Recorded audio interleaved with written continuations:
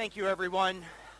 Well, I'm excited to be here, but on the other hand, there's a little bit of sadness inside me in that my wife and I, Bonnie, we arrived here in the Down Under 2 weeks ago today, and this is our fifth stop of 6, which means that I'm nearing the end, and it's been a joy. All the way from the very beginning at getting off the plane in Auckland, New Zealand, and very quickly changing planes and going down to Queenstown so that I could do that obligatory bungee jump that I thought that everyone here does.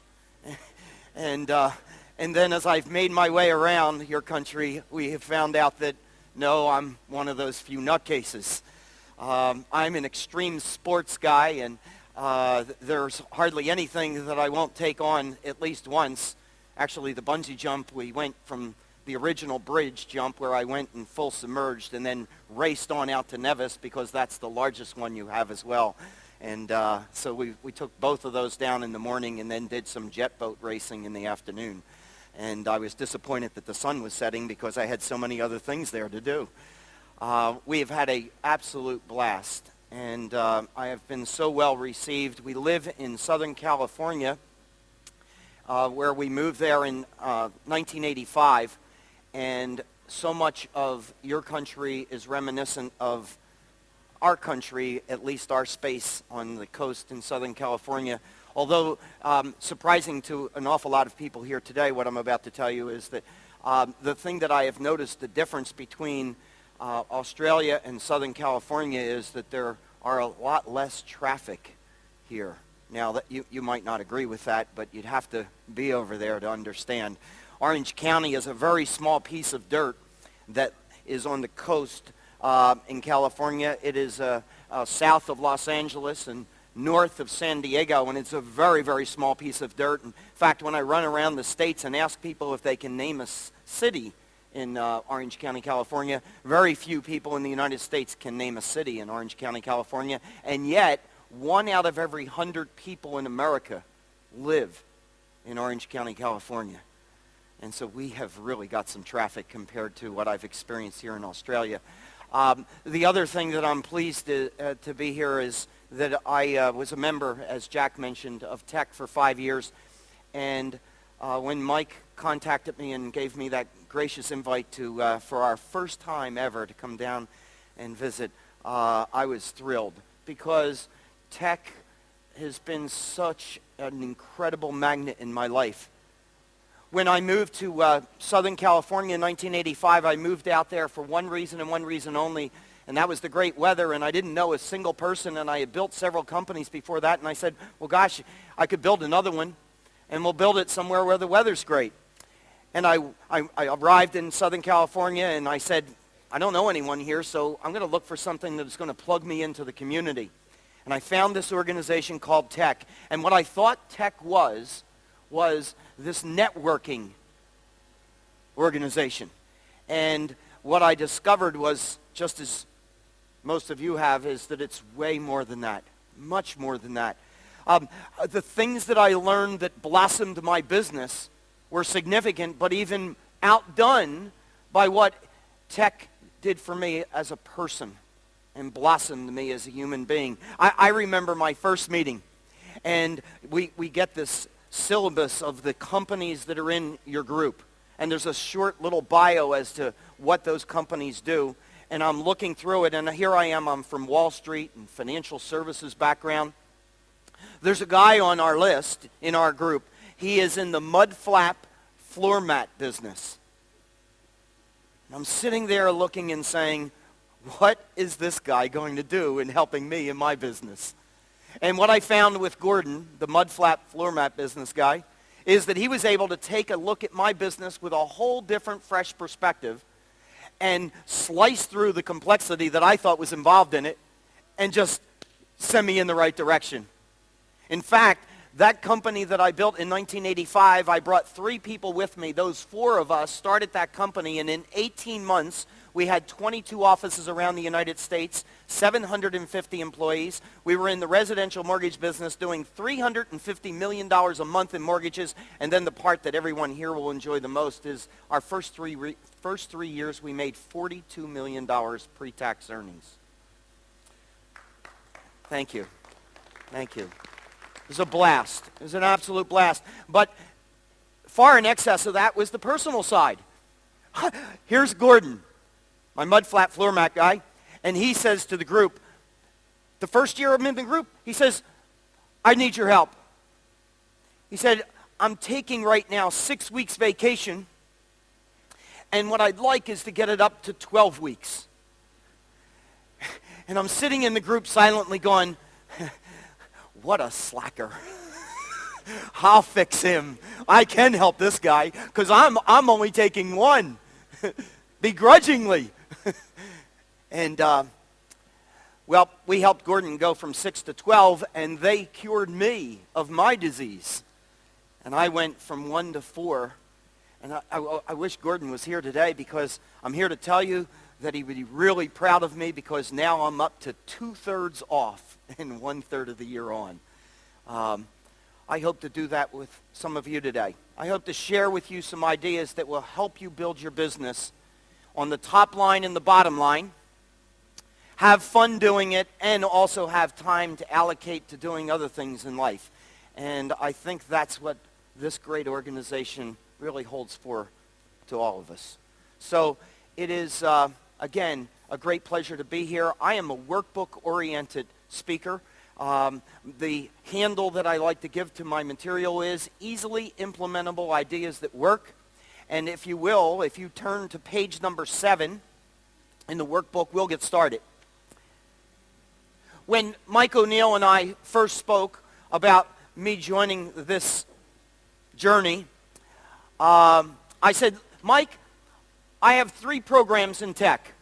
Here they are. One's called Corporate Culture. And that's really the big picture side of the business. And it's very aligned with what Dan Wurtenberg talked about last year. And then I have a second program that's called Coaching Companies to Greater Sales and Profits, which is all about, in summary, growing salespeople in quantity and quality. The third program I have is called Increasing Sales and Margins, and that program is all about how does a salesperson become more effective at bringing business in. And so when we talked, I said, gosh, you know what we should do? Because I don't know whether I'll ever be through this group ever again, is I know we only have 3 hours, but I'm going to try to put all 3 in one presentation. So that's what we've done here today. On page number 7, what we have is Entrepreneurial Insight, which is where I'm going to kind of move into the culture arena. And then you're going to find the preponderance of the program is Coaching Companies to Greater Sales and Profits, which is all about people development. And so you can see minimum standards of performance and recruiting the best people and communicating with them and recognizing them and coaching them in the field and not in the locker room and all of the things that has to do with the development of people. And then right at the end, there is something called the Short Course on Selling and 7 Biggies in terms of selling. And so I'll spend a little bit of time near the end of my presentation on the sales side of the world. But we have put the majority of it on that Coaching Companies to Greater Sales and Profits. And this is the way I would articulate it for you with a story. And you'll find that as a speaker, I'm a story type of speaker. I own a mortgage company today with 2 other gentlemen, and they are 15 years younger than I am. And we had a thriving business in 1995, and we decided to open up a new channel of business that would be somewhat revolutionary in our industry. We were going to do mortgage loans over the phone and mail out of a single location and cover the United States. And we would never meet the customer face-to-face. And I said to my 2 partners, my sense is that we're going to build something very, very fast-growing here. And one of my frustrations in building businesses over the years is this. We tend to not take enough space initially. And then when things start going well, we start putting more and more people in there, and we're cramming people into a space that's not really adequate for them, but we just don't know when to move. And we have discussions about should we move, and how do we get out of the lease, and where should we move? And we start looking at other pieces of space, and how do I unplug the technology and replug the technology? And I got to change the collateral material because of the new address. And by the way, all of those discussions have nothing to do with growing our business. And quite frankly, I'm having this discussion with my two partners, and I said, I don't want to go through that. So we're either in or we're not in. And so we had that discussion, and we decided we were in. We put our hands on top of one another, and we did a little chant. And then we took our pens out, and we signed a long-term lease on 25,000 square foot building, and we moved in with our 15 people. Okay, we got that visual, right? So we have 3 8,000 square foot rooms attached to one another. We left 2 of them in the back, dark and empty.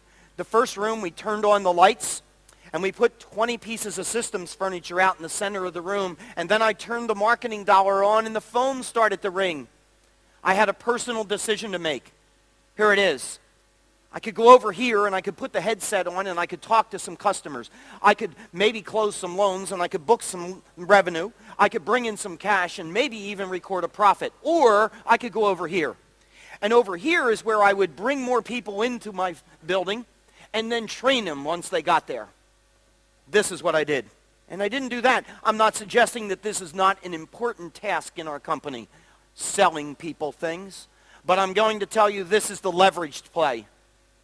This is the leveraged play. 15 months later in that building, we had 275 people, 130 of which were salespeople, doing 400 loans a month and making $1 million a month pre-tax earnings. If I had gone over here and done this, I could only talk to so many customers. I could only do so many loans. I could only bring in so much business. But where the leveraged play for us as CEOs is building a sales force in quantity and quality. So my first quote for the day is this: a sales leader's job is not to grow sales. A sales leader's job is to grow salespeople in quantity and quality. And if you grow salespeople in quantity and quality, they in turn will grow your sales.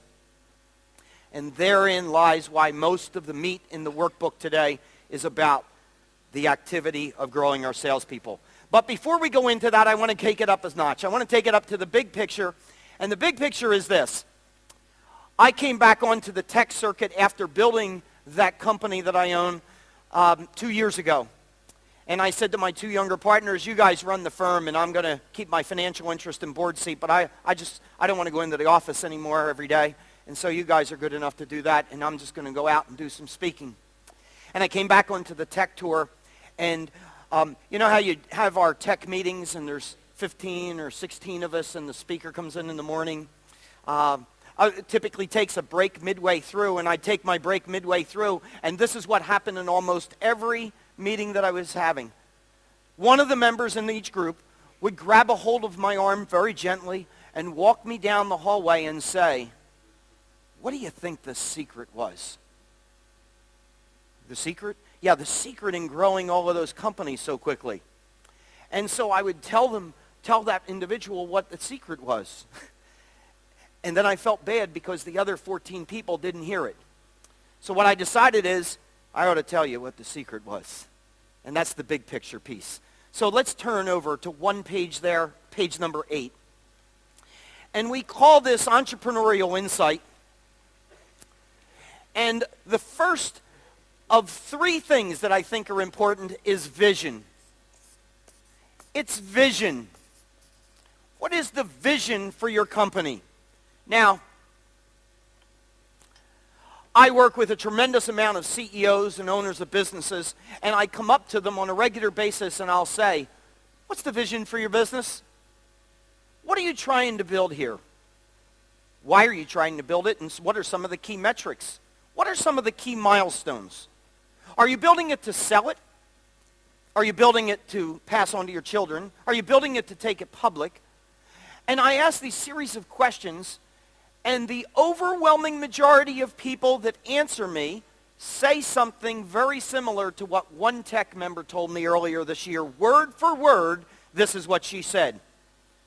I'm making it up as I go along. Now, I want you to visualize yourself living next door to me on the coast of California for a moment. And you are my next door neighbor, and I am out front, and I am loading up my car with luggage. And I am filling my car with all of this luggage. And you come out and see me there, come up to the car and say, what? Where are you going? And I say, east. And you say, well, whereabouts? And I say, I don't know. How long are you going to be going away for? I don't know that either. Sounds expensive. How much is it going to cost? Don't know that either. I just figured I'd get in the car and make it up as I go along. Now, I think that you would probably go back into your house, grab a hold of your significant other and say, he's lost his mind. But I'm running into businesses that are regularly telling me the equivalent of that. But I think, how can we get the rest of our company to join us in the charge if we're aimlessly making it up as we go along? And so spending time with the vision thing is an important ingredient. That's one of the secrets to the success. Here's the second one. Key people and key spots. Key people and key spots. I'm going to draw an organization chart up here. And this organization chart is a typical looking organization chart. Doesn't come out too well up there on the screen, so let's try it this way. So a typical organization chart, and I have some key spots there. I have a key spot. This person here is the person who runs my sales organization. I need to have somebody bring the business in. Then I have somebody that they lateral the business off to, and that's the person who runs my operations side of my house. Then a key spot for me is someone who watches after my money. My CFO, my chief financial officer, is the person who's keeping track of my cash and my capital, my margins, all my margins. And so those are some key spots. The person running sales is a person by the name of Dennis, and the person running operations is Mary, and the CFO is Bill. Today you're going to find me mentioning several books along the way. And I would encourage you taking notes. However, as I do, I will also tell you that near the back of the workbook I have put a recommended reading list in of the books that I'm mentioning. But you might want to tie them to the principle as we go along here. Here's the first book. Anybody who owns a business or is growing a business that has not read The E-Myth Revisited by Michael Gerber is not armed well. They're not armed for battle. It is the book, as far as I'm concerned, for an enterprising entrepreneur to read and build your business in a steadfast way. The E-Myth Revisited by Michael Gerber. Now, in that book, amongst a number of things, Gerber says this: if you're a $20 million company today, and your vision is to build a $200 million company and then to sell it, Gerber says, draw the organization chart today of what the company will look like at the $200 million level. So I do that, and I say, I still need someone to run the sales organization. I still need someone running the ops. I still need my CFO. And then Gerber takes the big leap. And here's what he says. Is Dennis, the current person running the sales organization, capable of running a sales organization in a $200 million organization? And if he is not, get someone who is now. Now, I don't go as harsh as Gerber does there. I say, is Dennis capable of running a sales organization in a $200 million organization? And if not, what is he lacking, and provide it to him, and as long as he steps up, that's great. And if he doesn't, then get your guy. More than most anything that I could share with you that'll make a difference in growing our business is that second item, key people and key spots. Third piece of the quote-unquote secret. The third is culture. culture.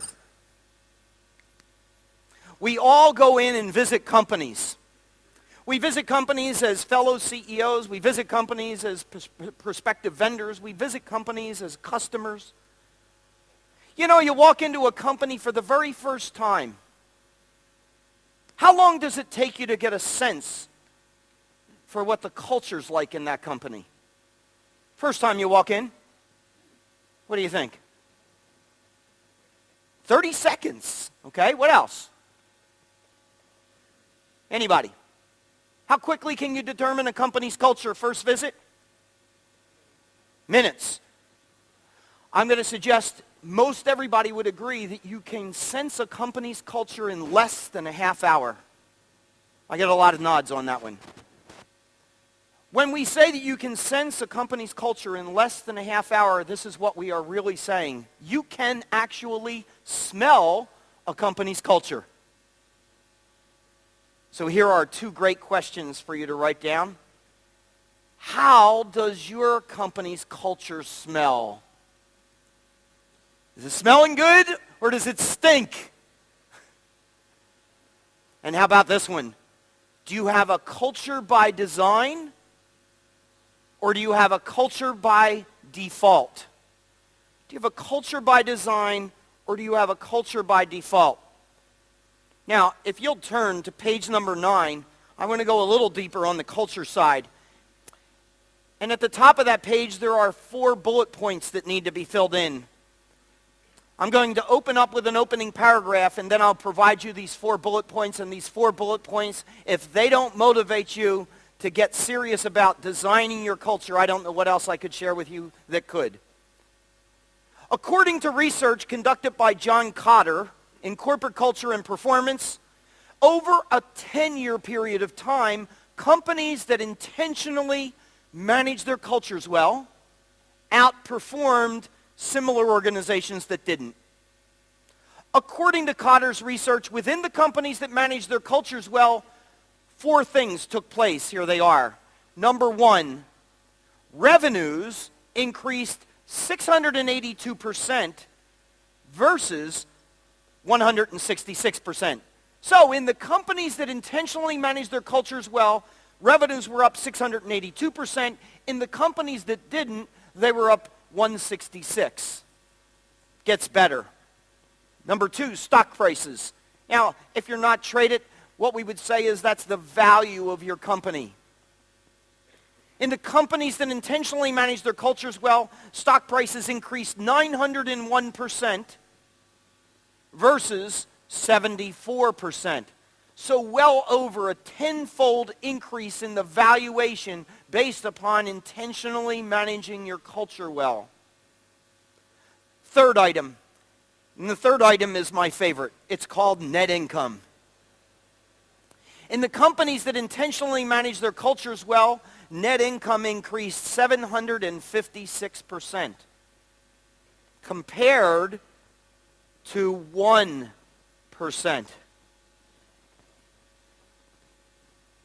The fourth is job growth. Job growth was up 282% versus 36%. You see, it may be difficult to identify your own culture because we've all become so much a part of it. However, every organization has one, and it's vital to identify the key factors in yours and then intentionally manage that culture well. Now, we could have a very vibrant discussion in a normal tech environment setting of sitting around the conference room with 15 CEOs and a speaker about what is the components of culture, but we don't have that luxury here today with so many of you. So I get to just do it on my own.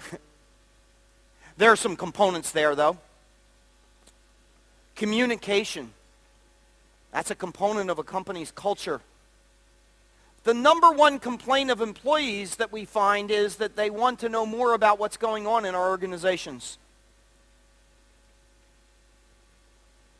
Here's another book for you. Mastering the Rockefeller Habits. Now, Mastering the Rockefeller Habits is written by a fellow that was a co-founder of the Young Entrepreneurs Organization. His name is Vern Harnish. And this is a tremendous valued book. It is very short with just so many good key indicators. There is a template for a dashboard report that you could look at your business every day and look at one piece of paper and see how it's operating. Tremendous book. Inside the book, he has an idea. And one of the ideas that he promotes is something called a daily huddle. Now, several of my clients and his have embarked on this daily huddle with great success. The way it operates is this: no greater than 15 minutes a day, no longer than 15 minutes a day. I'll show you one of my clients. My client has 200 people in their corporate office. At 11 a.m. Monday through Friday, they all congregate without an announcement. 11 o'clock every Monday, Tuesday, Wednesday, Thursday, and Friday. They're all in the lobby. By the way, the lobby of his building is not big enough to hold 200 people. They're in like sardines. And so Brian, if he's in, who is the founder of the company, if he's not, someone else leads the charge, and he'll say, anybody have any news from yesterday that's worth sharing? Anything of significance happened in anybody's area yesterday in the company? And a couple people will share what's going on in the company. He'll then say, how about today? Who's got something on the board today? And a couple more people will say, hey, here's what's happening over in my area, and this is what's going on in our area. Then he has the CFO get up, and he puts on a 2-minute presentation of how we did financially yesterday, and how we're doing so far in the month, and how we're doing against plan. And then maybe the marketing person, and he picks a different person to feature each day with an update in their particular area of business. He'll recognize if there's a birthday in the house. He'll recognize an anniversary with the company. He'll then close it up with, does anybody else have anything that they want to share? And if not, bang, let's go back to work. And it's all done in 15 minutes. And I watch people, and they go back to work with so much more energy because they feel like they're an owner of the company. They're as up to date as the CEO of the company. They're in the game. Here's the secret about culture. Our jobs as leaders, as CEOs of organizations, is not to just get our employees to come into work with their minds and their bodies. It is to get their hearts. Because when you win over the hearts of your people, the competition doesn't have a shot. Doesn't have a shot. There are a number of other things here: team buildings, rewards, and recognition, and we're going to cover a number of those here before I'm finished here today. How about empowerment? Empowerment. Let me tell you a bad story and then a good one. I'm this extreme sports guy. I'm in the process of training for an Ironman. And I've done several half Ironmans. And a half Ironman is 1.2-mile ocean swim followed by a 56-mile bike race followed by a 13.1-mile run. And if you're going to do an Ironman, you should do it over in Hawaii. So that's where I do my half, and I aspire to do the full one over there. And so I've done them over there, and it's a challenge for me. I don't know how to swim, so it's a big challenge. They're held, the Ironman competitions. The host hotel is a resort that is just incredible. It's a beautiful resort. It's the Mauna Lani. I'd highly recommend it. But I was disappointed. My partner Mark and I were over there, and we had completed the half Ironman, and 2 days later we decided to go out for an extended bike ride of about 60 miles. We went out to Hawaii at the end of the island, and when we got there, Mark realized that he hadn't arranged for a late checkout. And he said, I need to call the hotel and get a late checkout. Checkout time is at noon, and we'll never make it back by noon. And I'm checking out today and moving into another property that's a timeshare for another week. He's extending his stay. So he got on the phone, and he said, I'm Mark Moses, and I'm in room such and such, and I find myself out at Hawaii and on a bike, and there's no way that I can get back by noon, and so I'd like a late checkout. The gal that answered the phone said, what time would you like? And he said 2 o'clock would be great. And she said, the best I can do is 12:15.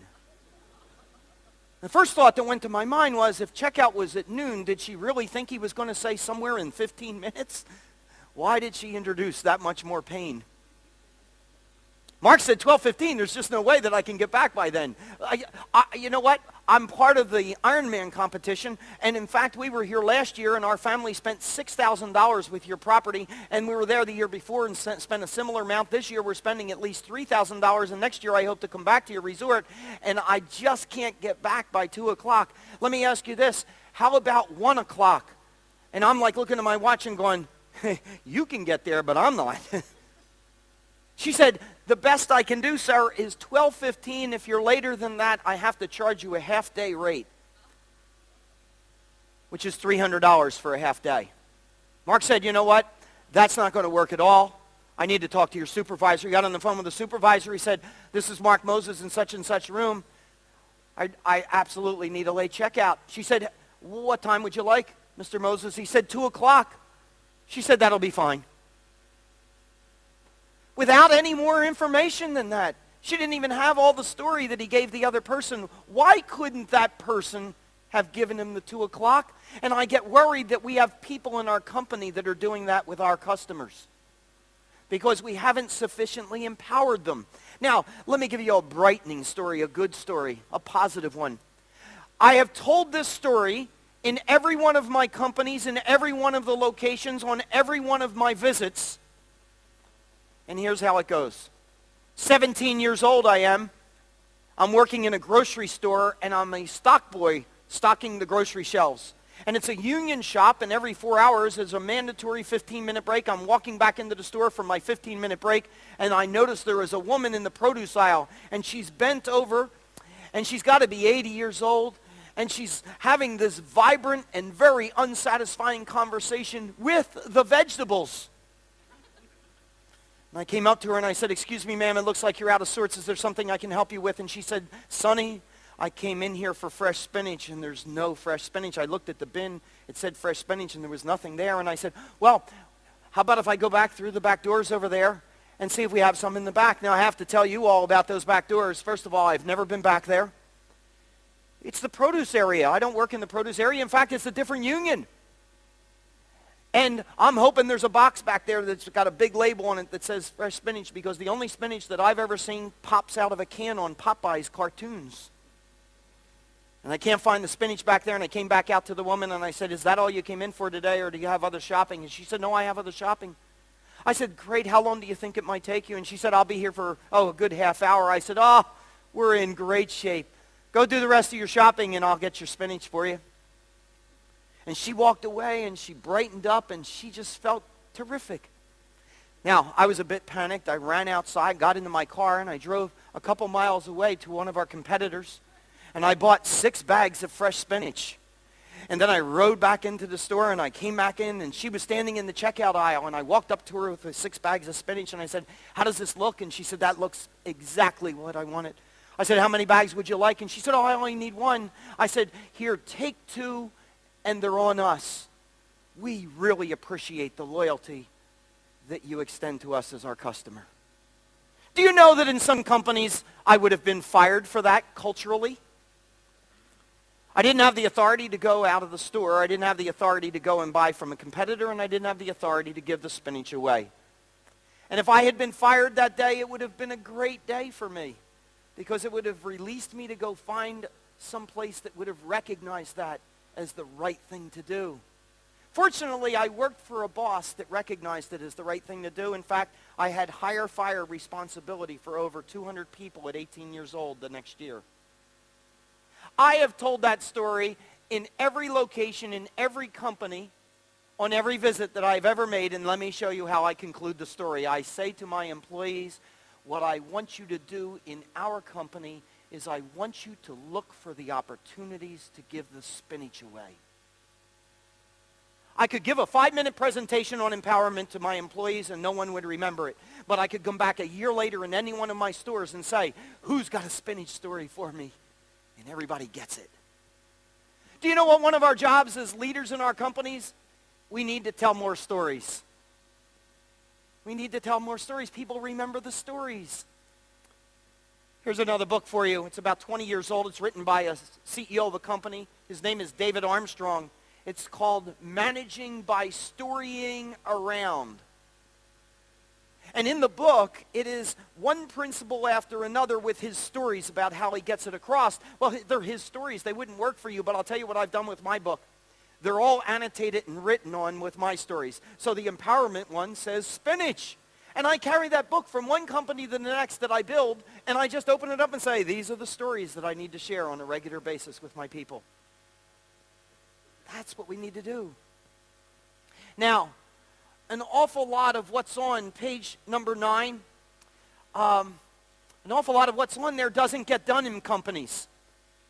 Or if it gets done, it gets done as an ad hoc type of thing. And I'm going to tell you why. You'll hear this quote at least 3 times today from me. People and companies tend to underperform to their capabilities because we so often rush to the urgent at the expense of the important. We are so busy rushing to the urgent that we leave behind the important things. And on that page in front of you, there is nothing urgent. But look at those statistics at the top of the page that you wrote down, and I say, how much more important could it be? So let's cure the empowerment one with page number 10. I lifted this right out of another book.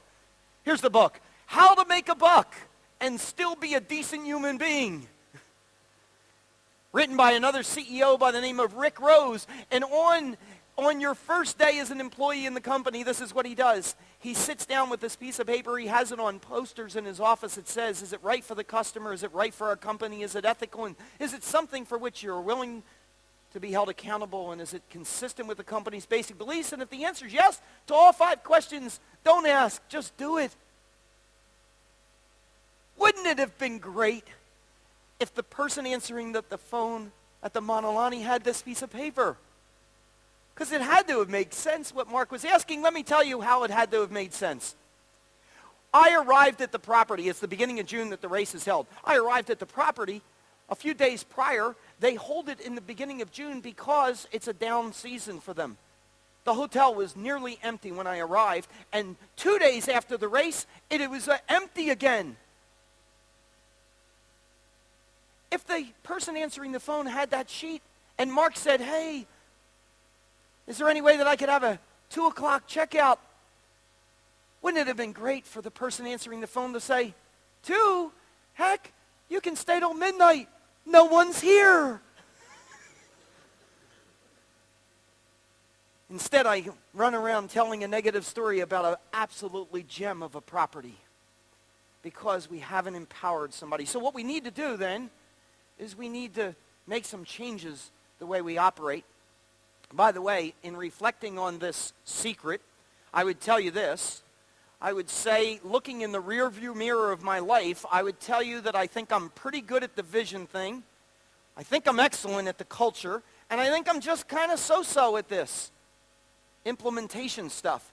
So what I do, though, is I trap the middle group and make sure that they're going in the direction I seek them to go in the style in which I seek them to go in. And so if you were to push me, if you were to ask any of the people, the thousands and thousands of people that have been in my companies over the years and say, what did Jack do in that company? I think they would tell you I was the founder or the CEO. That wouldn't be what I did. That's what I was. If you asked them what I did, I think they would tell you this. He was the cheerleader. He was the culture meister. He was the guy that communicated with us. He was the guy that energized us. He was the guy that recognized us. He was the guy that empowered us. He was the guy that rewarded us. That's what we need to be. We need to be more cheerleaders. We need to be more storytellers. That's it. So we're going to need to make some changes. Let's go on to page number 11 and we'll take a look at my favorite quote on change.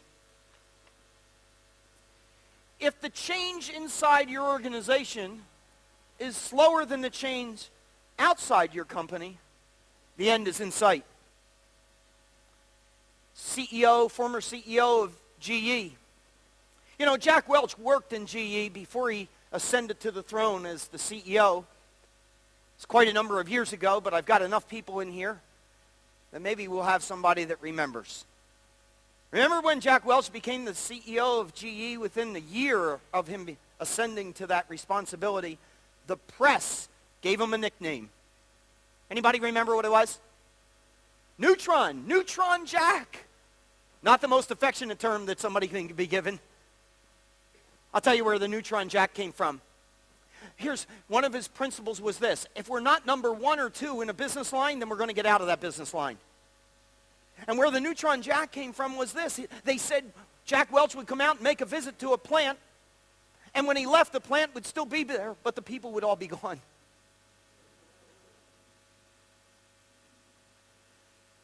When he first started the company, when he first was at the helm, GE's business was primarily what? Anybody remember? White goods. Light bulbs and white goods.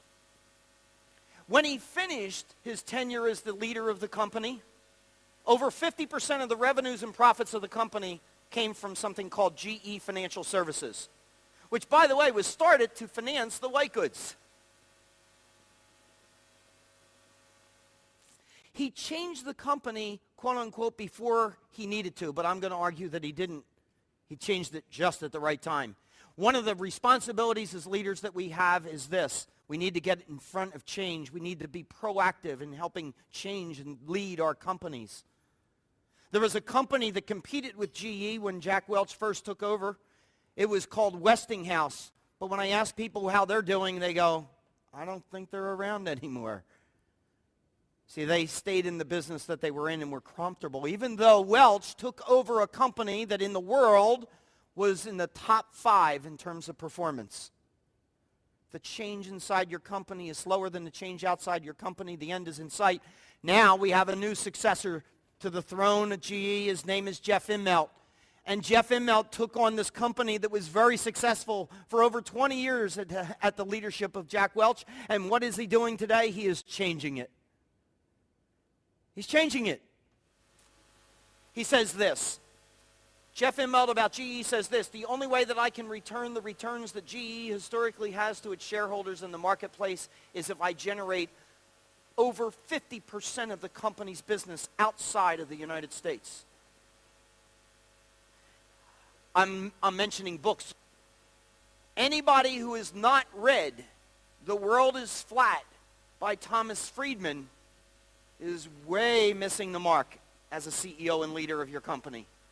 The World is Flat by Thomas Friedman. I read about 50 business books a year. In the last 10 years, that would be 500. I would tell you, of all of them, this is the most important that I've read. The World is Flat by Thomas Friedman. In summary, he says this: we all, too tragically, remember the date 9/11. One of the dates Tom Friedman says that we should remember is 11/9.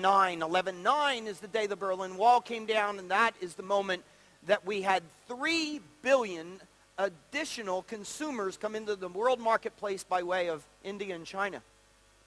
He goes on to say not only that, but 3 billion additional potential workers came into that world marketplace. And if you discounted that by 90% and said that most of them couldn't function in the world today, that still leaves you with 300 million very capable workers that will work for 1/5 the wage that we're confronted with today. And The World is Flat says this: during the dot-com phase that we all viewed as it blew up, well, before it did, all of the dirt on our planet got cabled together. So now somebody that's in a faraway place is the equivalent of in the next workstation. Now, I have to tell you, I read this book, and 2 entirely different themes went through my body. Coursing. Here's was one. One went, I want to go start another company. Because anybody that's competing with me that hasn't read this, I'm going to just take them out. Then there's this other part of me that said, oh, God, thank goodness I'm done. This scares the hell out of me.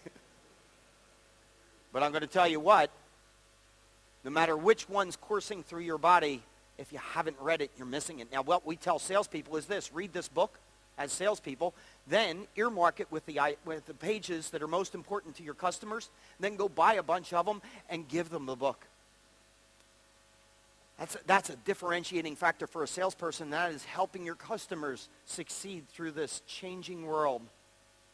Incidentally, I brought along a copy of something that is my monthly email newsletter that we publish to all of the people in our database, and we do that for free every month. I write it from cover to cover.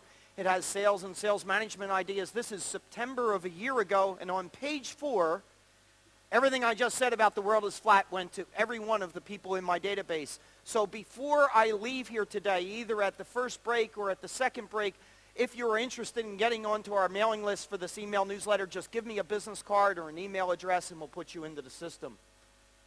We'd love to keep you current. Now, let me show you change in a little bit lighter light. Page 12. If you went into the internet and you went to Google and you Googled Beloit College, they take the mindset of every graduating class and give you a flavor for what they're thinking. So I picked 2005's graduating class because I thought those are the people that we're now hiring. I'm going to make an awful lot of people in this room feel old right now. Just a few. Number 1, they were born the same year as the PC and the Mac. Number 3, they've probably never used carbon paper and they don't know what CC and BCC means. They've got their Blackberries and all the other instruments and they're using it regularly, but they have no idea what it means other than you get a copy. Number 4, Volkswagen Beetles have always had engines in the front.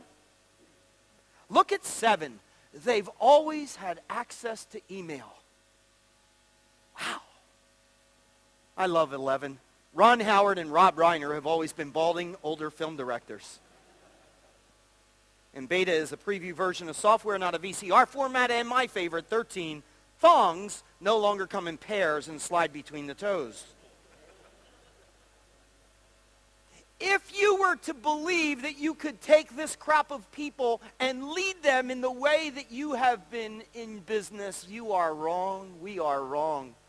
And so what we have to recognize is the world changes, and as the world changes, we need to be the change agent. We need to be the change agent. Woody Allen, he said it this way: if you see an angry mob coming towards you, get in front and call it a parade. And so I think change is a little bit like an angry mob, and I think, we don't have a choice, so we might as well claim it as ours. So let's talk about coaching companies to greater sales and profits and move on to the next page. And on page 13, there's a fill in the blank. And the fill in the blank says this: minimum standards of performance need to be negotiated with each individual salesperson. Now, that's not exactly what that slide says. Minimum standards of performance need to be negotiated with each individual salesperson. Now, the reason that I read it differently is this.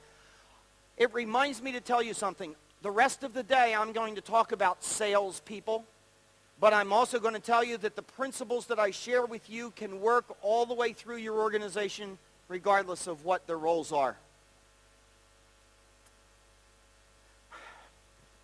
I walk into companies and I meet the sales leader and I say, what are your minimum standards for your salespeople? The majority of people say, oh, I don't have them. You don't have minimum standards for your salespeople. Well, how do you manage and lead your salespeople?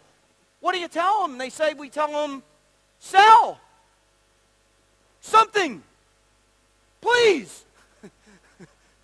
Then every once in a while we run into a sales leader that has minimum standards. And guess what? They have 10 salespeople and all 10 have the same minimum standard. Do you know by definition the top 3 guys wouldn't get up out of bed for that? It's so low. The bottom 3 guys, they can't get up out of bed because it's too high. So we have 2 key words in that sentence. Here it is. Individual.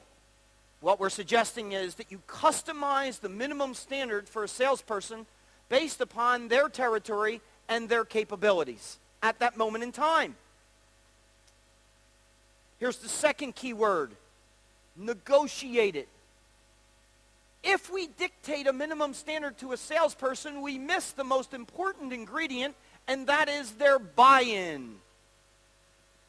If they don't buy in, it's your standard, not theirs. The only way it works is if they own the standard. People will fight for the goals they set. People will fight for the goals they set, and so getting them involved in that process is absolutely critical. Here, Here we go. There's a sales territory. And the guy that had that sales territory years ago, he worked for me, and his name is Joe, and he made $40,000 a year covering that territory. My problem with Joe is that he could have been making $80,000 to $100,000 in that territory. It was that rich. And so I had the conversation with him. I said, Joe, you could be making 80 to 100 grand a year, and let me show you what you need to do differently. And I showed him, and then I sent him back out in the field. And 2 months later, I looked at his numbers, and he was still at a run rate of $40,000 a year. And I said, Joe, look, it isn't working. I could be generating twice the business as a company in that territory, and you're not getting it done. And if I don't see improvement soon, in the next month or two, I'm going to be forced to take action, and I will cut your territory in half and bring in another sales guy. 3 months later, I brought another sales guy in. The day I brought the new guy in and took half his territory, Joe walked into my office and said, I quit. I said, you quit? Why are you quitting? He said, because I can't live off of $20,000 a year. Good luck and goodbye. The next day, he comes in and says, my wife and I talked about it, and I've decided that I should work that half territory. And I thought, wait a second, this is not a bad deal. Listen to how I pay this guy. No base salary, 100% commission only. And now I get 2 guys in the territory where I only had 1 before. And by the way, that is an absolute disastrous way to think. A non-performing salesperson is non-performing, regardless of how and what you pay them. If I were to put him in here, he's just going to poop in a smaller space. Someone someday is going to have to go in and clean up the poop. I wish I was that smart back then, because I kept them. And a year later, we ran everybody's numbers in our sales area. We ran their revenues. We ran their commissions. In this half territory, what do you think Joe made? 40. This guy made 50. Then the light went on. I said, gosh, I could have done this to Joe. He'd have made 40. This.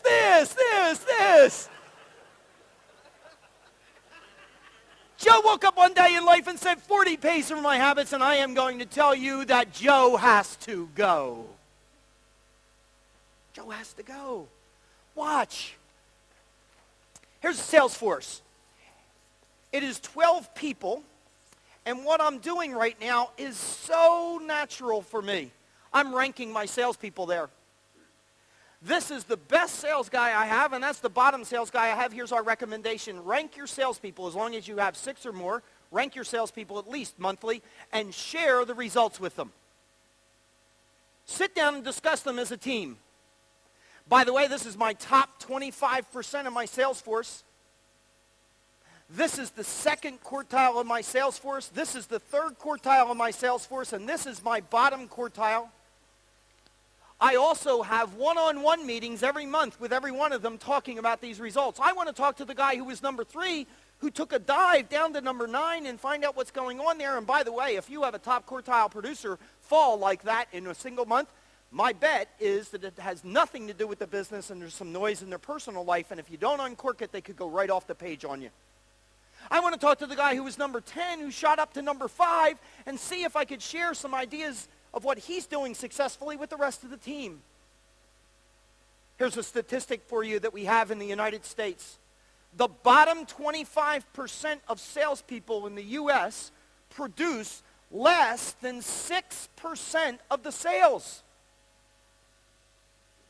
The top 25% are producing 60% or more. What do you do with that top quartile? What do you do? Whatever they want. Tender loving care. Okay, now, I'm going to suggest that that's the answer to a different question. Watch this. Of the 4 quartiles, where does the sales manager tend to spend the most time? At the bottom. You gave me the answer to this question. What should we do with this top quartile? We should spend more time with them. I asked, what do we do with them? Here's the answer. We leave them alone, which is the absolute wrong thing to do. We should spend more time at the top, but we get dragged down by these. So here, I'm now a consultant to your company, and your company looks like these stats, and you're pushing me hard to give you some recommendations, and I say, gosh, if you want a quick recommendation, this is what I would tell you. Free these people.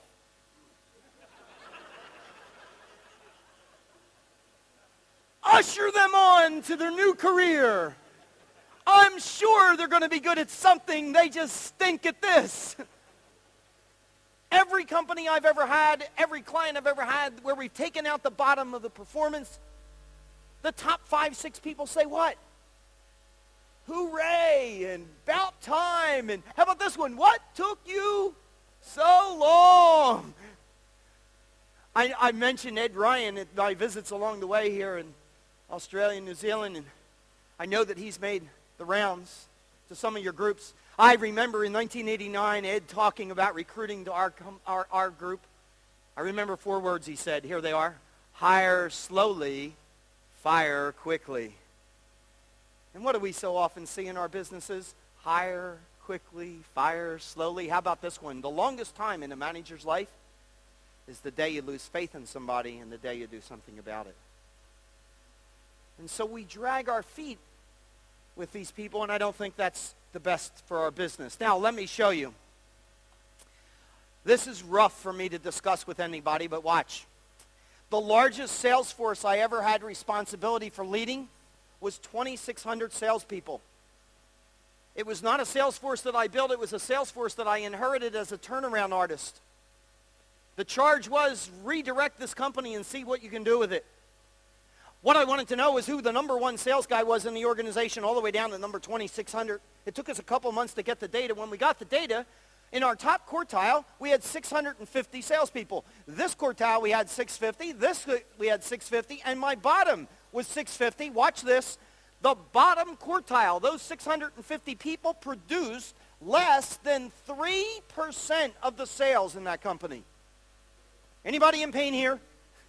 I am in major pain here. This 650 produced 67% of my sales. Now, instead of just going in and unilaterally just sweeping that 650 out, because I said, wait a second, let's just find out what we got in there. So what I decided is I would take 20 of them and I'd take them into a conference room and I'd spend a couple hours and figure out what's going on. I got to ask one question and it went for 2 hours with the answers. Here was the question. What's up?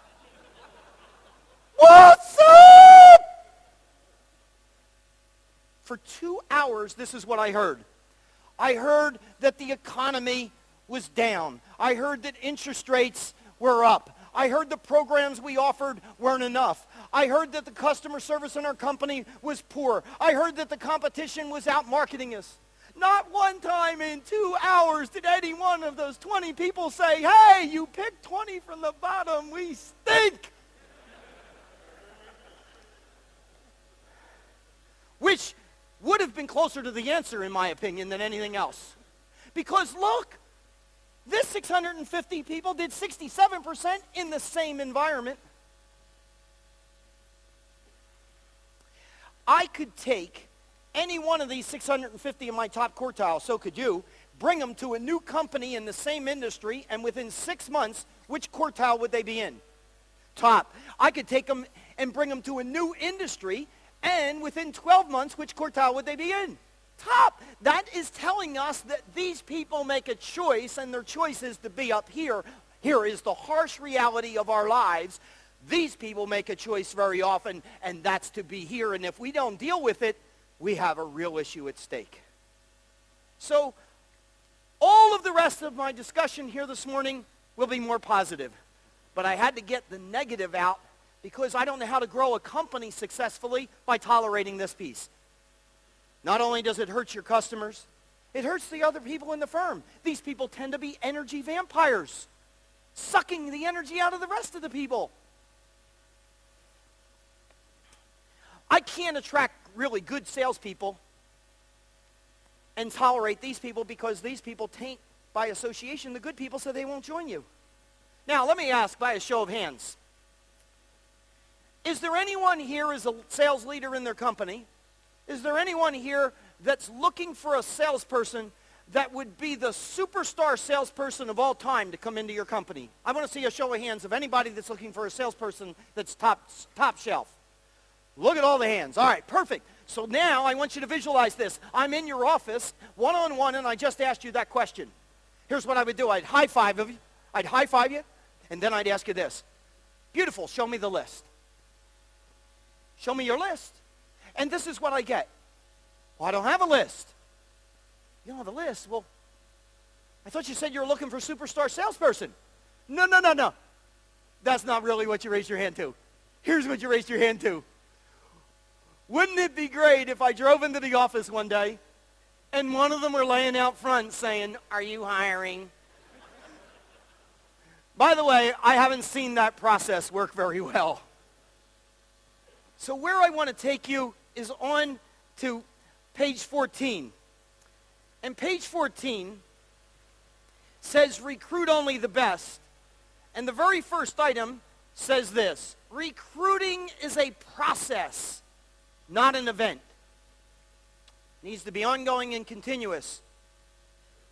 My observation of businesses is this, that we have done a really pretty good job of process and systems in almost every sector of our business except the Wild West in sales.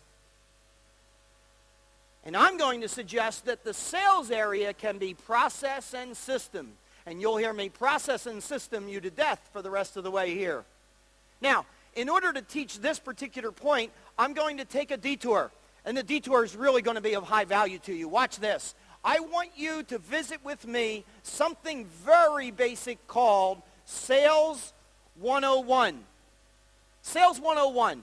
Now in Sales 101, this is what we say. Every salesperson should maintain 2 baskets. One of the baskets are called prospects. Those are people that aren't currently doing business with us, but we wish they were.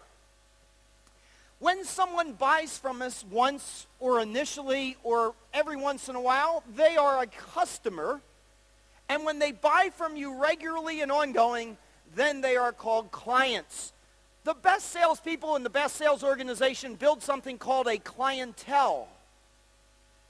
Regular ongoing business that we can count on from month in and month out. If your business and salespeople are operating in this sector, it is a rough life. This is a beautiful life. I happen to have a superstar salesperson in our company at Platinum Capital, our mortgage company. Her name is Cindy. Let me tell you about Cindy. Cindy, last year, in the industry that we're in, which is hundreds of thousands of salespeople, she was number 40 in the entire U.S., and she produced $186 million on her own.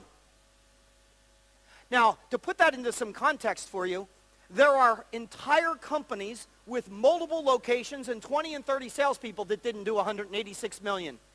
She did $186 million on her own. Get this, 90% of her business came from just 12 clients. Here is something that we have noticed in so many industries. The better salespeople tend to call on less people and do more business. But here's the dilemma. Here it is. Here's a sales territory. And Jack Graham, he's my sales guy, and he's calling on these folks in his territory, and I call him into my office as a sales leader. I say, Jack, you need to increase your business in this territory. You're just not getting enough out of it. And he walks out of my office and says, I think he's serious this time. And it's the absolute wrong thing to do. What he should do is identify the A and B, high opportunity accounts, and call on them more frequently. Ready? Selling is the transfer of trust. People do business with people they trust. They get to trust the people they get to know, and they get to know the people they see more frequently. If you call on too many people in the marketplace, you dilute yourself in the marketplace. Therefore, no one gets to know you or trust you. And so one of the things that we have to do as sales leaders is get our salespeople better focused, because focus precedes success. Focus precedes success, so I return to the baskets. If I were calling and competing with Cindy, I would take all 12 of her clients and put them into my prospect basket. Okay? Now, watch what's happened. The majority of people that compete with Cindy, we know for a fact, do not put them in here. Let me tell you what they rationalize. They've been friends with Cindy for years. Cindy and they go out to dinners together. They're friends. They go on vacations at times together. Their kids play on the same soccer team. They'll never do business with me, and they're absolutely right. As long as they don't have them up here in their prospect basket, they'll never do business with them. So, who do they put in their prospect basket? Well, let me show you. These 12 people are real estate agents that Cindy's getting her business from. These people that compete with Cindy, here's what they do. They put Charlie, the real estate agent, in their basket. And Charlie, he sold last year 1 house. Here we go. We all know Pareto's principle. If you don't know it by that name, let's try it this way. The 80-20 rule. In so many businesses, we see that 80-20 rule apply. It goes like this: 20% of the people generate 80% of the business. I think we missed the mark as leaders in our organization, as sales leaders, because we didn't ask the right question about Pareto's principle. Here's the right question. Why? Why? Why does 20% generate 80% of the business? I am about to disclose the answer to that. Here we go. It's a mind bender. 20% of the people generate 80% of the business. That means 80% of the people generate just 20. The 80% of the people that generate 20% of the business tend to call on the 80% of the people that are only generating 20% of the business. They're calling on the wrong people. And as sales leaders, what we have to do is we have to cure them by helping them to be properly focused. And the way we do that is by a process called inspect the baskets. And we need to do it at least once a month. And so I sit down with Jack and I say, good name, Jack. I say, who's the number one prospect that you're working on right today that if you land at that account, life gets really good? Who's number 2? Who's number 3? Who's number 4? And we work on down the list. When did you last touch them? How often have you touched them in the last 90 days? In what ways are you touching them? And what's standing in the way of them becoming a customer? Who is the number 1 customer, number 2 customer, number 3 customer on down the list? How often are you touching? What ways are you touching? And what's standing in the way of them becoming a client? Who is your number 1 client, your number 2 client, your number 3 client on down the list? How often are you touching? What ways are you touching? And what's standing in the way of them increasing their business with us? Any sales organization and salesperson that is not doing that at least once a month, I guarantee you, you are leaving business on the street. Everyone in the room has heard this before. Things that get measured get done. Inspect the baskets. Now, I started this whole journey on Sales 101 on a recruiting page. So let's go back there. Let's go to that page on recruiting. Page number 14. Here it is. You ready? Watch. Recruiting 101 is the same model.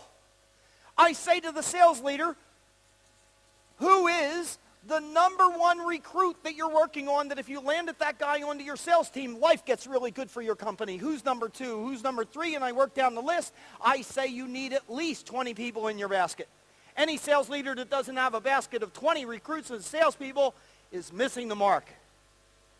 They become a customer in the Recruiting 101 model when you go to breakfast with them, lunch with them, dinners with them, ball games with them, industry events with them. What's happening is they're buying your story, and when they join your team, that's the best. That is the best. I can tell you lots of things about top producing salespeople. I can tell you this. They won't always work in the company they're working in right now. They will change.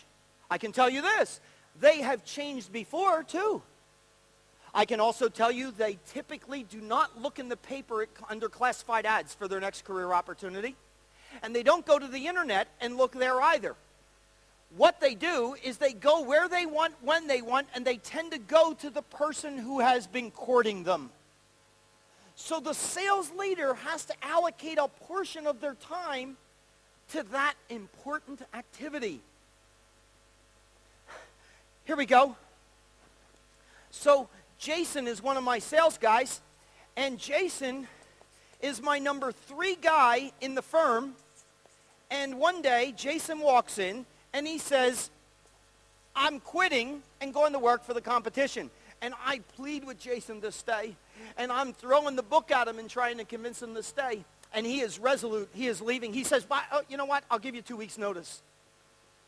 By the way, when does he leave? Right then, okay? Now, every once in a while I run into a sales leader that says, well, I don't have anybody to cover my territory. And I'm saying, wait a second, let's get the sales process down to something really simple. It's just 2 things. Get new ones or grow the ones you have. And they're not going to do either one of those for you, so they need to be professionally escorted out. I help them pack their box, and I literally walk them out into the parking lot to their car with it. I do that because I don't want the rest of the sales team seeing me crying and begging them to stay. And Jason rides off. And now I have to walk back in, and you're my sales force, and you're seeing how I am. My head's erect, and my shoulders are back, and I'm strong. I shut my door to my office, and that's when I cry. And I say this, I got to get somebody, what? No, I don't say that. I got to get somebody quick. That's what I say. I got to get somebody quick with experience. Let me show you that group. We call them gypsies. They go from one company to another quickly with experience. The only word we leave off is bad, and we stick them into this territory, and these customers say, you used to be a good company, and now you stink. Here, this is called absorbing people, and it is easy. This is called recruiting people, and it is hard. The second bullet point on that page says, recruit people, don't absorb them. Now, here's a fair question that you have for me. Well, how do we find these 20 people? How do you find these 20? That's a great question. Let me help you with it. Page 15. Page 15 is a sample of something that we call a position profile. It is not a job description. A position profile is the personal characteristics and attributes of what makes a superstar salesperson in your business. The way I build mine is this. I say this. What makes Cindy so good? What personal characteristics and attributes does Cindy bring to the marketplace day in and day out that allows her to be that level? And I have a sample here of a generic one. I'm not suggesting this be yours. I'm suggesting you build one. Oh, I love this. The second one down is selling skills. The 10th one, the middle of the page, says industry, company, and product knowledge. I have 2 candidates for you. Candidate 1, tremendous selling skills, but has not been in your business. Number 2, been in your business for 10 years, but selling skills, not very good. Which one do you want? Number 1. Do you know what? In every tech presentation I've ever done, you choose number 1. But when I go inside and look inside your companies, you're recruiting only in your industry. We are damn good in this room, aren't we? We just stink out there. How about this as a term? We strategize beautifully, we execute poorly. Put your profile together. Once you have your profile together, then what we recommend is give it. Give it out in the community. Give it to everybody you come into contact with. Give it amongst your church group. Give it amongst your neighborhoods. If you're involved in sports in any way, what Australian isn't? Give it to your sports mates. And tell them, I'm building a dynamic company and I'm looking for salespeople that look like this. If you know of anybody, gosh, I'd appreciate the referral over. Get out there and just go in the marketplace. How about this one? Give this to your employees and pay them to find people for you. Here's my conversation that I have in every one of my companies. Here's what I say. These 2 tables are the employees in my company, and I'm meeting with you that day in the office, and I say, You know what? You're a loan processor, and you really are important to our company. Your job is to amass all of these pieces of paper in a file so that we can then pass it on to someone else and make a determination as to whether you're a good candidate for a loan. And so if you didn't do that job, we couldn't really get on with it. So you got an important job. And you are a loan underwriter, and a loan underwriter looks at that completed file and assesses whether you have the ability to pay, the willingness to pay, and if there indeed is value in the property. And if you were not to do a good job at what you do, well, those loans would come back and haunt me, and I'd be out of business. And I think I have an important role as well. I'm the CEO of the company. But I got to tell you something. No matter how important all those roles in our company are here, none of them are as important as our salespeople. Because without our salespeople, you wouldn't have loans to process, you wouldn't have loans to underwrite, and God knows what I would be doing. So here's what I'd like your help at. I would like your help at finding people that look like this profile, and I'm willing to pay you. Now, we used to pay $500 to any employee that would bring us a salesperson that we ultimately would hire. I got to tell you something, it didn't work. It didn't work in our company. We didn't get the quantity and quality that we were seeking. So I had an off-site meeting with my direct reports. I had 10 of them, and I had a long list of things that we were going to discuss. On one of them was, we need to do something about getting better looks. We need to fill that basket better. So I said, you know what? I'm going to make a recommendation. Let's up the ante. Instead of paying $500, I suggest we pay $2,000. 4 of my 10 direct reports threw up. $2,000, you've lost your mind. What I decided the night before was until all 10 threw up, it wasn't big enough. But imagine if I could get all 10 of my senior people in the firm thinking that I had lost my mind, how excited everybody else would be. Here's the number we arrived at, $10,000. Now, I'm not suggesting that you pay $10,000 to your employees to find you people. Here's what I'm going to suggest. Every sales leader in this building do. I'm suggesting that you figure out what the financial worth of a good salesperson is worth to you, and once you figure that out, then you can determine what the finder fee is. Let me show you what I shared with my 10 direct reports that day. I said, you know what, a salesperson in our business, they will, if they're any good, will do 10 loans in a month. We make $1,500 on each loan. That means in 1 month, they have a contribution to the bottom line of $15,000. That means if they just stayed with us for 12 months, we would have $180,000 contribution to the bottom line. And if they stayed with us for 2 years and didn't improve, we would be at $360,000. And what I'm recommending is that we pay $10,000 to any employee that puts us on to one of those people that could make that kind of a contribution. Now I ask the room, how many people in here by a show of hands would be willing and want to write a $10,000 check for a bottom line contribution of $180,000 to $360,000? Show of hands. All right, they're there. How many $10,000 checks would you like to write? As many as you can. When would you like to start writing them? Right now. That's what my 10 people said. They were all throwing up just 5 minutes prior, and then they said, this is a great idea. I said, well, wait a second, I'm not done. Watch this. We used to pay $500 the day the new person started. We're not going to do that. We're going to tell every employee in the company, we're going to pay you $10,000, and this is how we're going to pay it. We're going to pay $2,000 when the new guy funds 10 loans. Then we're going to pay you $2,000 when he funds 20, and then we're going to pay you $6,000 when he funds 30, and therefore we're going to pay you $10,000 out of a revenue stream that heretofore the company did not have. And the program cost me nothing. But how would you like to have a loan processor last year make $40,000 in base salary and bring in $30,000 in bonuses to that individual because they brought you 3 top producing salespeople? And incidentally, how am I doing with my culture right now? How do I have people getting excited and enthused about the company and going out in the marketplace and saying, let me tell you, let me tell you, let me tell you, let me tell you, let me tell you. That's what we want. We want people excited about it. Let's go back a page. If you go back onto page number 14, we have discover the inner person as item number 4. Here's our recommendation. We're not spending enough time interviewing people. We need to interview them more than what we currently do. I have a formula to share with you. It's called the 5 3s.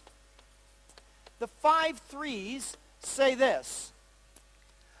The sales leader, in looking for a salesperson, should conduct 3 interviews with that individual minimally on 3 separate occasions in 3 different locations.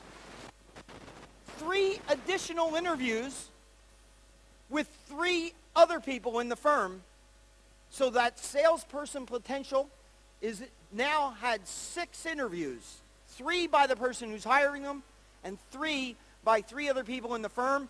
And then optimally, and I don't do this very often, but this 5th theory is 3 viable candidates that made it through the rectangle to choose from. And very often I just stop at the rectangle because as soon as I feel that way, I don't want to lose them by delaying on the hire, so I hit the bid.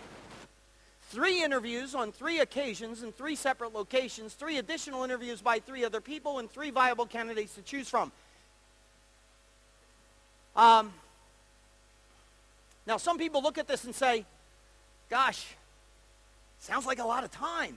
But I have actually done this all in the box in one day. The first interview was over breakfast, and it's called my 90-10 interview. 10% about the candidate, 10% about the company, and 90% about the candidate. One of the things I found is that too many sales managers and sales leaders are selling the virtues of the company before they even have an idea whether the guy is a good guy. Let's figure that out first. Then I bring them back to the office mid-morning, and we have a second interview. I call that my 50-50, half about the company and half about the candidate. And then I tell them I've got, if I like what I'm seeing, I say, you know what, I have the company colors running through my blood, so let me introduce you to 3 other people in the firm. And that could be the CEO of the company to talk about the culture and the history and the vision. It could be the operations person to talk about the support they're going to get. I love this one. Another person in their shoes, another salesperson, or maybe someone in the personnel HR area to talk about the benefits. And so I then get input from those 3 people, and then maybe I have my 3rd interview and it's over dinner, and that's my 10-90, and I'm spending 90% of the time trying to convince them to consider us. 3 interviews on 3 occasions in 3 separate locations, 3 additional people interviewing, and 3 viable candidates to choose from. Hire slowly, fire quickly. Now, I want to share something with you. Every once in a while, I get resistance from a TEC member. And here's what the TEC member says. Hey, Jack, you're talking about a lot of work in this breakfast, lunch, and dinner routine with 20 people. That's carving a lot of work out. And what would happen if, perchance, one of them said, hey, I'm ready to go, and I found that I was fully staffed. And I'm going, you're what? I got 3 spots open right now. The 20 people in that basket have to be better than these. They don't qualify if they're not in the basket, right? Watch. Let me show it to you really graphically. Let's say that you're in my business, and you court Cindy, and you are going breakfast, lunch, and dinner, ball games, and industry events with Cindy twice a month for 2 years before she joins you. And then she says, you know what, Jack's over there, and he changed some of the ways we do the loans, and he changed my compensation plan, and I'm ready to go. And you would say, gosh, Cindy, bad timing. I'm fully staffed. I don't think so. I don't think so. Now, the last bullet point on page 14 is recruit for skills but hire for attitude. Let me give it to you this way. 50% or more of success at selling has nothing to do with strategies or tactics. It is a head case. 50% or more of success at selling is having a salesperson get up in the morning and say, God bless the competition because I'm kicking some serious ass today. I want salespeople to get up in the morning and want to chew raw meat off the bone. It's the only piece that I think we can't teach. I run into CEOs of companies that say, gosh, I've interviewed this chap 3 times. Great pedigree, nice experience. Every time he leaves, though, I have a sense that he's lazy. But I figure I'll hire him and change that. I haven't found anybody with success there. Saw this in an email. Made its rounds about 2 years ago. Let me share it with you. What I'm talking about is attitude. It's a big, big thing. This traveling email that I saw a couple of years ago said this. A is the first letter in the alphabet. T is what letter in the alphabet? All your fingers and toes are 20. Do you know that someone in Adelaide said 10? I said, take your shoes off, man. 20. That'll go back there. I'm in trouble. I know. Okay. 20. I is 9. T is 20. U is 1 more than that. D is 4. E is 5. We have 41, 50, 91. Attitude adds up to 100%. And we have about 500 people in this room right now, and I am going to tell you, I am certain there are people right now saying, this Jack guy has way too much time on his hands. I didn't say I made it up. What I said is, about 2 years ago, I saw an email coming through, and that came out of it. But I will tell you about the guy with too much time on his hands. Everybody in the room know Lee Iacocca? Know that name, right? Now, Lee Iacocca spent more of his career in one company than any other. Which one? Do you know that he spent more of his career at Ford? He actually was the person who invented the Mustang. But the company he's best known for is which? Chrysler. Do you know that he was destined to run Chrysler? Lee Iacocca's father's father said, Lee, one day you will run Chrysler. And the reason is because your name, Iacocca, is an acronym. It stands for I am chairman of Chrysler Corporation of America.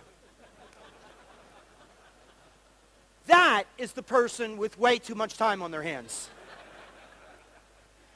And so I think that is a great way to say, now that we have some time on our hands, why don't we take our tea break for about a half hour, enjoy the camaraderie of your group, and I'll look forward to seeing you in about a half hour.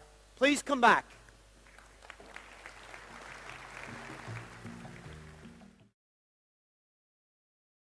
Thank you for coming back. And also, I was roaming around during the break, and so many of you were gracious enough to compliment me on the earlier part of the program. For those of you that weren't part of that discussion, I shared with people that having done this now for 4 visits, that I happen to think that the second half is a better half than the first half. And I think it is because we're going to turn up the energy level a little bit more. And we're going to give you a tremendous amount of take-home value, things that you're going to easily implement in your business pretty readily. I will remind you that at the lunch break, if you haven't given me a card and you're interested in being in our database for that newsletter, just do so. I will tell you that I got a card about 3 tech visits ago here in Australia, and at the break, this gentleman came up to me and he said, you need to have my card. And I'm thinking, well, I get that because I asked, and lots of people were giving me cards. He goes, no, you have to look at my card.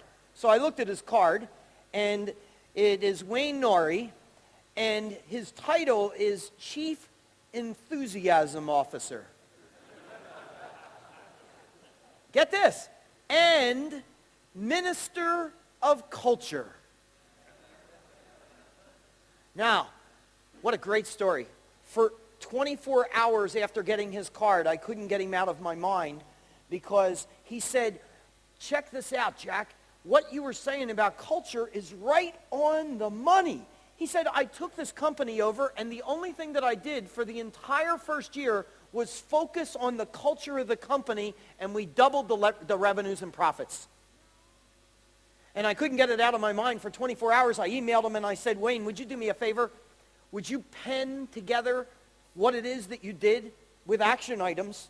And what I'd like to do is either make you into a story on culture in our newsletter for either 1 or 2 issues, depending upon how much you're willing to divulge.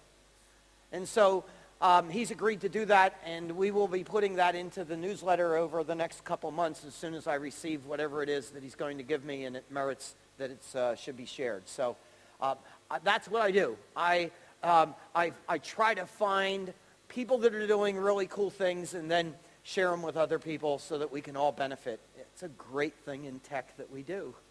It is a great thing that we do. Monday, Tuesday, Wednesday, Thursday, Friday.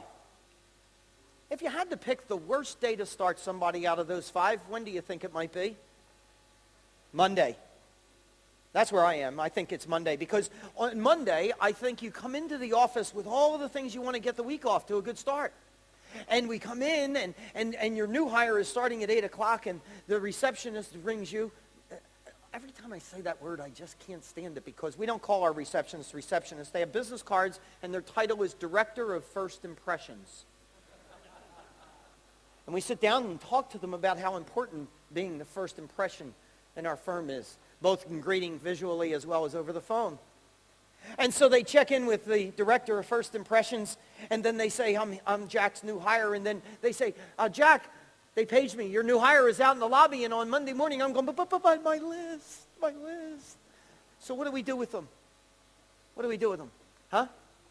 We pawn them off on someone else, don't we? I mean, like, the personnel area is a great place. They'll keep them busy for a couple hours with all that stuff, huh? And then we'll give them a 3-ring binder of like the operations of the firm and sit them in a conference room and say, here, read that binder. And you know what? I think if we just spent like just a little bit more time, we might be able to figure out how to get through the first day without even seeing them. Now, my bet is they were excited when they came into work that day because it was a new company and a new job and maybe a new career, and they were all pumped up. In fact, I have this visual of their significant other giving them a hug in the morning and saying, I can't wait to hear how your first day went when you come home. And then you do what you do to them, and then they come home. How was your first day, hon? I stunk. Hope it gets better. Now, let me take you to another story. Someone works in your company for a good 7 years, and they're very hardworking, and everybody in the company loves them. And they come in teary-eyed one day, and they say, I'm sorry, but I have to resign. We're relocating, and they're right. There's no place in the firm to keep them. They give us 3 weeks' notice, and they stay during the 3 weeks, and they work even harder than they worked ever before because they want to make sure that they leave and put you in good shape. Yeah, have anybody had anybody like that? It's a blessed thing. Those people are out there. Somewhere during those 3 weeks, an awful lot of companies do something for that person. What do we do? What do we do during that 3 weeks for that person leaving? A party. We throw them a party. Now, spend your money however you want to spend it, but they're leaving. I don't get the ROI here. I love the concept. I just think we put it on the wrong end. How about this one? How about throwing parties for new hires? And I'm on page 16. How about throwing parties for new hires? I hired Mike O'Neill. Gosh, I would be fortunate to do that, but I hired Mike O'Neill at Platinum Capital, and he showed up on his first day, and as he walks into the lobby, there is a big white bulletin board hanging up there, And it says, "Welcome, Mike O'Neill, to the Platinum Capital family. We are thrilled to have you join us." Mike walks over to our director of first impressions and says, "I'm Mike." And Dawn says, "Mike, we've heard so many great things about you. Let me take you back to your desk." And when Dawn takes him back to his desk, it has streamers hanging from the ceiling all around his desk. There are helium-filled balloons tied to the chair, and there's a card signed by the three owners saying, "Welcome to our company." There's another card on his desk signed by everybody on the sales team saying, "Welcome to the sales team." There's a company logo shirt laying on his desk and a company logo ball cap. And in fact, there is a box of business cards with Mike O'Neill as his name embossed on the cards, as opposed to the sales manager saying, "Here's 30 of mine, scratch my name out and write yours." Oh, I hit home here. What are we thinking? And then we bring sandwiches in at lunch for the team, and each person then gets up for 5 minutes and says how long they've been there and what they do and what their family is like. And then the new hire spends 10 minutes and shares a little bit of their history and their story and their business and their family. You see, I have a visual of Mike at 5 o'clock or so, putting on that new shirt, throwing some cards into his pockets, rushing home for his first day, and his significant other says, "So how was it, Mike?" "You're not going to believe it. They threw me a party. I made the greatest choice I could have ever made. Let me tell you about my day." And he tells her about the day. And she says, "Yeah, I had a sense it was going to be like that." "You had a sense it was going to be like that? How could you have a sense it was going to be like that?" "Well, look at this. They sent this bottle of wine home, said to crack it open over dinner and celebrate the beginning of a great journey together. Or we could throw parties for people leaving."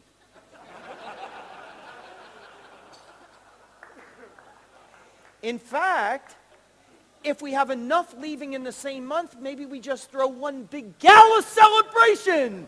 "Hey, let's party, they're leaving." Oh, gosh, what are we doing? I want to talk to you about starting people the right way. The first one is start with a celebration.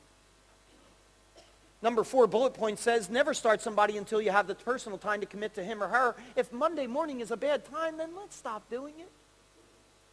Start it when you have time to commit to them. How about the next bullet point down? This is really, there's a massive amount of energy here. Everyone in their first 30 days wonders if they made a mistake in joining your group. Here's my bullet point that I've written in underneath there. Over-communicate in the first 30 days. In fact, check in with every new hire every other day and say, "Hey, how things going?" Don't let them get lost in our organization. We spend so much time trying to recruit them in, and then we just disregard them after they've gone on board. Everybody sits there at some point in that first 30 days saying, "Did I make the right move or did I not make the right move?" We want them saying, "Absolutely, we made the right move." And watch this one. Here we go. Where's this cat? My number 3 guy was Jason. And Jason earlier this morning, what did he do? He quit. Where did he go? Competition. Let me show you where else he goes in our company. In our company, he goes into the recruiting basket. He goes right into the recruiting basket, and this first touch says, call Jason at his new company on his first day. What day is that? Monday. Call Jason on Monday at the new company at 10:30 a.m. Jason. Hello, is Jason there? May I speak with him? Yes, you can. Could you put me into voicemail? Well, actually, we can do better than that. We can put Jason on live. You know what? I'd just as soon go into voicemail. Okay. Jason, this is Jack. It's Monday, 10:30 in the morning, and I'm already suffering from Jason withdrawal pains. I knew it would happen. I just had no idea it would happen this early. And you know what? There I go again. I didn't intend to complain to you about leaving. Actually, the purpose of my call was to tell you that I wrestled it down and I said, you know what? We worked together for 5 years and we had a great 5 years, and you know what? There's enough business out there that both of us can really do well. And so what I called for today was to tell you, go out there and kick butt and take names and have fun. And in fact, I wish you well. And in fact, I'm looking forward in just a little bit to competing with you directly in the marketplace for that business. Gosh, I wish I was talking to you live, but they threw me into voicemail. You know, they probably threw me into voicemail because I know they're probably throwing you a party right now. And they ought to be throwing a party for a superstar like you. Well, let's stay together socially, have a few beers from time and again. Oh, and one last thing before I leave you. If you ever wonder if I would ever take you back on our team, understand this. No matter where I work, no matter what I do, if a guy of your caliber called me back and said, hey, I want back on the team, I'd do it like that. See ya. The second bullet point says, send Jason a card to his home to arrive Monday night after his great first day. And it says, I love you, Jason. This third bullet point says, call him live and talk to him on Wednesday and invite him and his significant other out with Bonnie and I for dinner on the weekend, and I will touch Jason no less than 10 times in the first 30 days, because somewhere in the first 30 days they wonder, did I make a mistake in leaving the firm? And they're not so far into the new one that they feel that bad going in and after 2 weeks and saying, you know what, I think I made a mistake. And before I start ruining things here, I'm going to go back where I came from. And then he comes into our firm back, and all my salespeople get around him and go, wait a second, I thought you left. Hey, I did, but I'll tell you what, we have our issues in this company, but it's worse out there.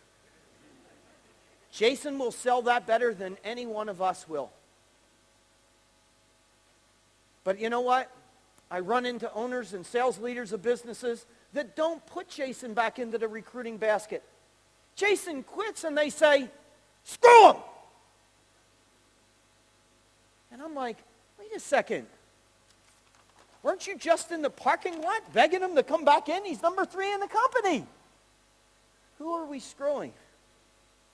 You see, I don't think that sales leaders put Jason's name back into the recruiting basket because we have this thing that's called our ego gets in the way.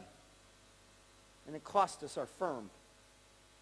And so I have 2 bullet points under everyone in their first 30 days wonders if they made a mistake in joining your group. Here's the first bullet point. It says, for you to make a note, over-communicate with your new hires. Every other day for the first 30 days, just check in with them and take the pulse. Here's the second bullet point I have. For the superstars that leave us, go after them. For the superstars that leave you for whatever reason, go after them. The next bullet point down says, help each new employee to be successful early after they join you. Here is the concept. Assign them a peer buddy for their first 60 days. Assign them a peer buddy, someone that is an equal rather than a boss that you can go to with some comfort. The last thing that I would note about bringing people in the best way is page 17, and that is I've put in here an orientation induction checklist. I am not suggesting that this be yours. Here's what I'm suggesting. Each firm should have one. Each firm should have a checklist on how you're going to bring new people in. Here's what our experience is. Companies, let's say 7 people do the majority of the hiring in a company. All 7 managers have their own way of bringing people in. One of them is bringing them in and doing a great job, and one of them is doing a really poor job, and then the others are somewhere in between those. And you know what? That is not a culture by design. That is a culture by default.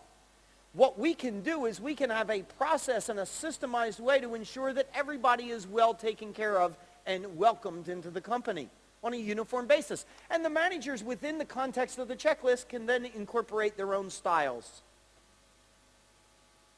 How about page number 18? Jim Cook is the CEO and founder of a company called the Boston Beer Company. It trades, their label is Sam Adams Beer.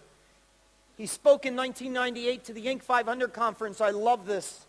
If more CEOs had to go out and sell their products day in and day out, they'd pay a lot more attention to what they were making. You see, when they're out there selling, there's no place to hide.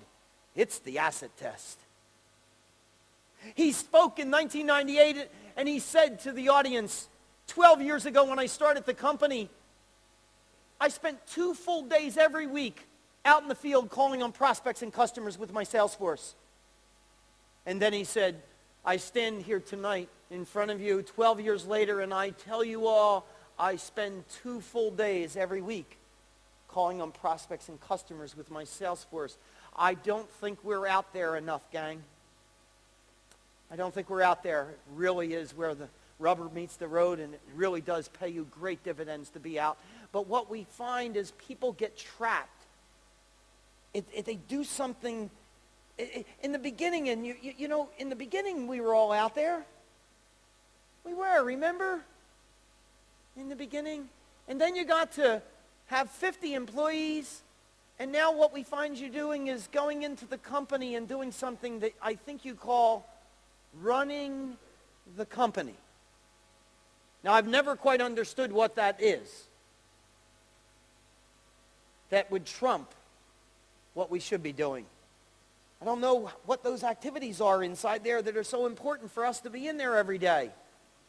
I had the pleasure this past March of speaking at MIT in Boston, and there were 100 world-class entrepreneurs from all over the world brought in, and there was a cavalcade of speakers.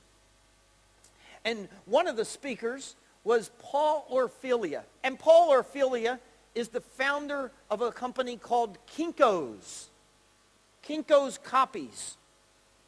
I wondered where that name came from. By the way, he started the company with $5,000 and took 100 square feet attached to a burger joint next to a college campus and turned it into 1,200 stores in 10 countries. And I wondered, why did he call it Kinko's? Get this. He dropped out of college to build the company, and when he was in college, his hair was about like this in a big afro. And his nickname on campus was Kinko. So it's very natural. Kinko's Copies. It's funny to watch him speak now because he's an older gentleman and bald. So I'm thinking maybe that's why he sold it to FedEx, no longer Kinko's. He said, you know what, I'm sure FedEx is a great company. I'm sure they are. They're different than Kinko's is, though. And we really had a difficult time initially. He said, I did in particular. Great piece of advice. When he sold the company, part of the deal was he had to stay for 2 years. That's a rough thing for us, isn't it? Selling the company and having to stay. He said, I was such a pain in the rear to them, they paid me extra to leave early. Write that down, okay? That's a good one, okay? That was one of my takeaways that day. Be really nasty so they'll pay you to leave early. That's a good one. All right, so he said, you know what? Here's what they told me. They said, you need to go into the office every day and run the company. And he goes, I don't know what to do there. I spent my whole career building Kinko's and didn't go there. If I went into the office to run the company, the people there would go, what are you going to do? What are you doing? Get out. He said, I went into a store one time, and there was a calendar hanging up on the register, and it had on the top a photo, and then on the bottom, it was personal, and then the bottom of the calendar was the days of the month, and then you flipped it over to the next month, and there was another photo, and then the calendar months. But it was for sale, but we didn't carry that at Kinko's. And so I went to the store manager, and I said, what are you doing here? And she said, well, we have a guy that is really creative in the company, and he was fooling around with the machines, and he created this for his family, and he produced about 3 or 4 of them, and then I watched the employees, and they're saying, would you do one of mine? Would you do one of mine? And I went, gosh, why don't I put one up as a sample and see if people would be interested in buying it? He said, and how is it going? And she said, they're buying them like crazy. He went, buying them like crazy. He said, how much you getting for it? She says, we're charging $30. $30.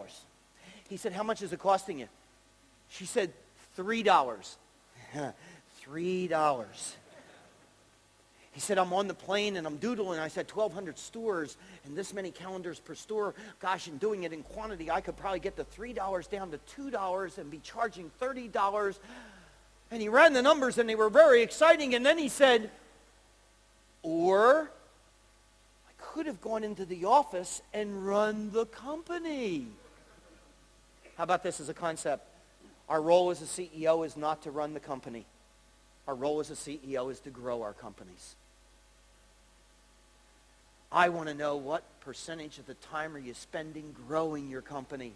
I say this all of the time to myself. 3-4 times a day is what you're working on right now, the highest payoff activity that you could be working on. Because we get bogged down with minutia. How about this as a concept? If you do not have an assistant, you are one. We have to find a way to push away the stuff that gets in the way of growing our company. We have to push away the stuff so that we can go on to page 19. And on 19, you fill in the blanks. How are we doing on the slides? Nope. We need to go back. Nope. Go back. Please go back. There we are. If you're not training, you're not gaining. If you're not training, you're not gaining. Let me show you some tools to take back into your company from a training perspective. Page number 20. Now, as I show you this, I'm going to remind you, all of the forms that I'm going to now share with you are focused on the sales side of the house, but they could be modified and adapted for any role in the company. Here's how we use this one. On the left-hand side are the things that I'm looking for in a quality salesperson. Ideally, they would know the industry and the company and the product. They would relate well to customers. They'd do a good job of asking questions. They'd be very good listeners. They'd be great at time management. They need to be dependable and accurate and have integrity and self. That's what I'd like. Now, I interview you. I interview you the first time, and when we're finished, you leave. And when you leave, I take this form out and I put a number 1 under problem, fair or good, or excellent. And I do that for every line. And I put a 1, which means that was my first impression on the first interview that I did with you. That was my gut call about you. Now I call you back in for a second interview, and at the end of the second interview, you leave, and I take the form out, and I write a 2 under each column. It could be in the same category, but I got additional information and insight about you, and that's my second interview's first impression. Then I hire you, and when I hire you, I give you this form, and I ask you to fill it out and say, where are your strengths and weaknesses? And you fill it out. And once you filled it out, then I take my sheet with my 1s and 2s and I put it next to it. And we discuss where we agreed and differed. And we do a composite agreed strengths and weakness analysis on you as an individual salesperson. And then we say, now let's design a training program that will help you in the problem areas. So what I'm suggesting is this: instead of doing generic training with people and they sit in classrooms and they are bored and resistant to it, how about customizing the training to individuals and getting their buy-in, and they designed it with you? Now that's a culture. There's a cultural thing because I am allocating time to do that. I'm allocating time to do that. Let me show you another tool, page 21. Page 21 has something on it that looks like that, and it's called role practice. Role practice. Now, I spend 90% of my time, 90% of our time is hired by specific clients to come in and do sales training, or I do major keynotes for trade associations. 10% of the time we do what we call open seat workshops, where people come and spend a day and get sales skill improvement training from me, and they buy a seat. After every one of my training exercises, whether they're customized or in a open seat workshop, we have a form at the end that says, what did you think of today's program? On a scale of 1 to 10, the grades have come in over the last 2 years, and every one of them is at least a 9.5 out of 10. I also have a paragraph opportunity, and I say, if we could have done anything better, what could we have done better? Let me tell you what they do. They say, I wish we could have done more role practice. Even though the program was rated 9.5 out of 10. So I want to show you what the role practice exercise is, because the salespeople are all saying, let's do more of that. And I'm going to tell you, you don't need to go to a workshop. You don't need to go and hire an outside training company to do this. You can take it right back into your company from today. And that's the beauty of tech, is what we do. Okay, so here's how it works. If you all were my salespeople at my workshop, what I would do is I'd have you get into groups of 3s. And in your groups of 3s, I'd ask you to take number 1, number 2, or number 3. And then I would say, once you've had your numbers, here it is. My number 1 person, I want you to be the prospect in this exercise. Number 2, I want you to be the salesperson in this exercise. And number 3, I want you to be the observer. And here is how the roles are to go. The salesperson, the number 2 person, is going to turn to their 2 colleagues and explain what the lay of the land is. What is the purpose of the call? What type of call is it? Is it a first call? Is it a follow-up call? Is it a cold call? Is it a call over the phone or a call in person? They're going to share with these 2 people what that nature of the call is. Prospect. I don't want the prospect to be a prospect from hell. I also don't want you to be a cupcake. I want you to be as real as we have every day dealing with these characters. Observer, the hardest job of the 3. Here's how it goes. Don't get to talk. Lips are sealed. You take notes, what you liked, what you didn't like, and a suggestion or 2 for improvement. Is everybody ready? And they say yes. I say, how much time do you need? They say 10 minutes. I say, good, you're on. And they go for 10 minutes. And at the end of the 10 minutes, I say, okay, observer, give these 2 guys feedback and tell them the good, the bad, and the ugly. Tell them what you liked and didn't like and a suggestion or 2 for improvement. We let that go for a few minutes. And then I say, people that were in the position number 2, salesperson, show of hands. Anybody learn anything in that exercise? And we see hands all over the room. And then I say, what did you learn? And we get a group share. What did you learn? We get a group share. When that is completed, I then ask them to change hats. Number 1, you're now the observer. Number 2, you're now the prospect. And number 3, you're now the salesperson. And this person is going to determine the situation and articulate it to these 2. And we go through that process, and then we switch hats a 3rd time. This exercise takes 45 to 60 minutes to make it through all 3 cycles. Now get this. My training and workshops are a 7-hour program rated 9.5 or greater out of 10. And the comment is, we wish we would have done more of this, and yet it's 1/7 of the time we spend that day together. There are 2 takeaways to be written on that sheet at the bottom of the page. Here's the first one. When I say, what did you think about that exercise? The first person that speaks or the second person, but it's never longer than the second person, they say, well, I don't know what it was like over there, and I don't know what it was like over here, but in our threesome, we were way better the 3rd time than we were the 1st. So the takeaway is the 3rd time they were better than the 1st. Now get this. Here's what I go. Did you just say that in less than an hour, you got better at what you do for a living in this artificial environment? Is that what you just said? And they go, yeah. And I go, beautiful. Because we're going to do this 3 times a week for the rest of time.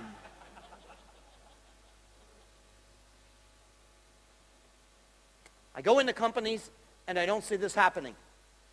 If your salespeople are not doing that exercise, if you're not practicing in your companies, where are your salespeople practicing? On the customer. What do? 4 o'clock. Hey, I got about an hour. Maybe get a couple more practices in, eh? Practice inside. Now watch this one. The second takeaway. I asked them this question. of the 3 hats you wore here today, which one did you learn the most wearing? What do they tell me? The observer. The observer. The observer is the one you learn the most on, so don't be in such a hurry to put salespeople out in the field. Train them before you put them on the phones. Train them before you send them out there in the field. Now, that's a cultural thing because I'm making a commitment to training people.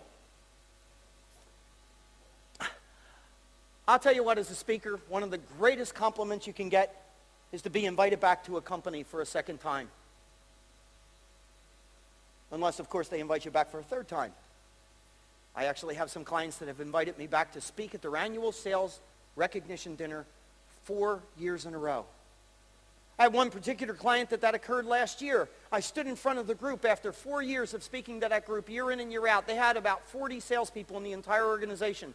By the way, this company, at their sales meeting each year, at their recognition dinner, over and above the commissions and salary and the compensation that their salespeople get, the owner of the company peels off $100 bills in excess of $100,000 at that event and hands out some inexpensive plaques.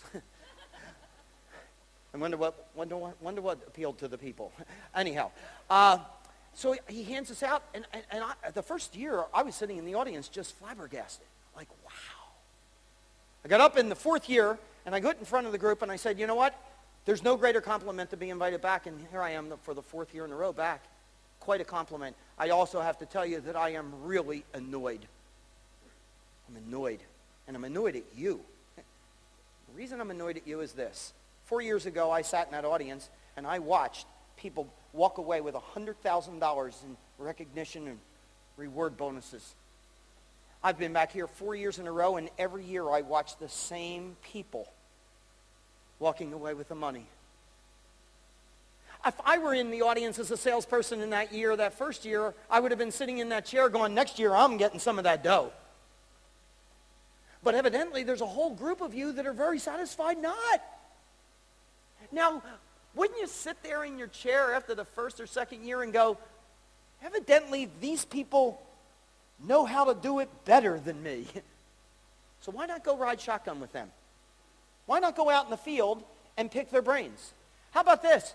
Find the top 2 or 3 salespeople in your organization and spend a week or 2 and just go out and pick their brains, watch what they do, ask them questions, why they do what they do, why they don't do what they don't do, and all of the reasons. Somebody's already figured it out. People just get their egos in the way. And we don't facilitate it either. We got 3 hires that start on Monday, and you can't wait to put them on the phones. I have the same problem with my managers. Oh, the phones are ringing off the hook. I need to put these people on the phone. I think that's what happened at the Manolani. They put that person on the phone before adequately training them. I said to my managers, if you were going to start your people on Monday, and let's say you had 3 of them starting, and one of them was me, and I called you on Friday before the Monday I was going to start, and I said, hey, listen, I'm okay, but I'm in the hospital. The other 2 people that were starting on Monday were with me in a car, and we got in an accident, and they're telling us that we can't go to work for 2 weeks. Now, I said to my managers, would you wait 2 weeks, or would you start a new recruitment for those 3 people? And what did my managers tell me? They'd wait.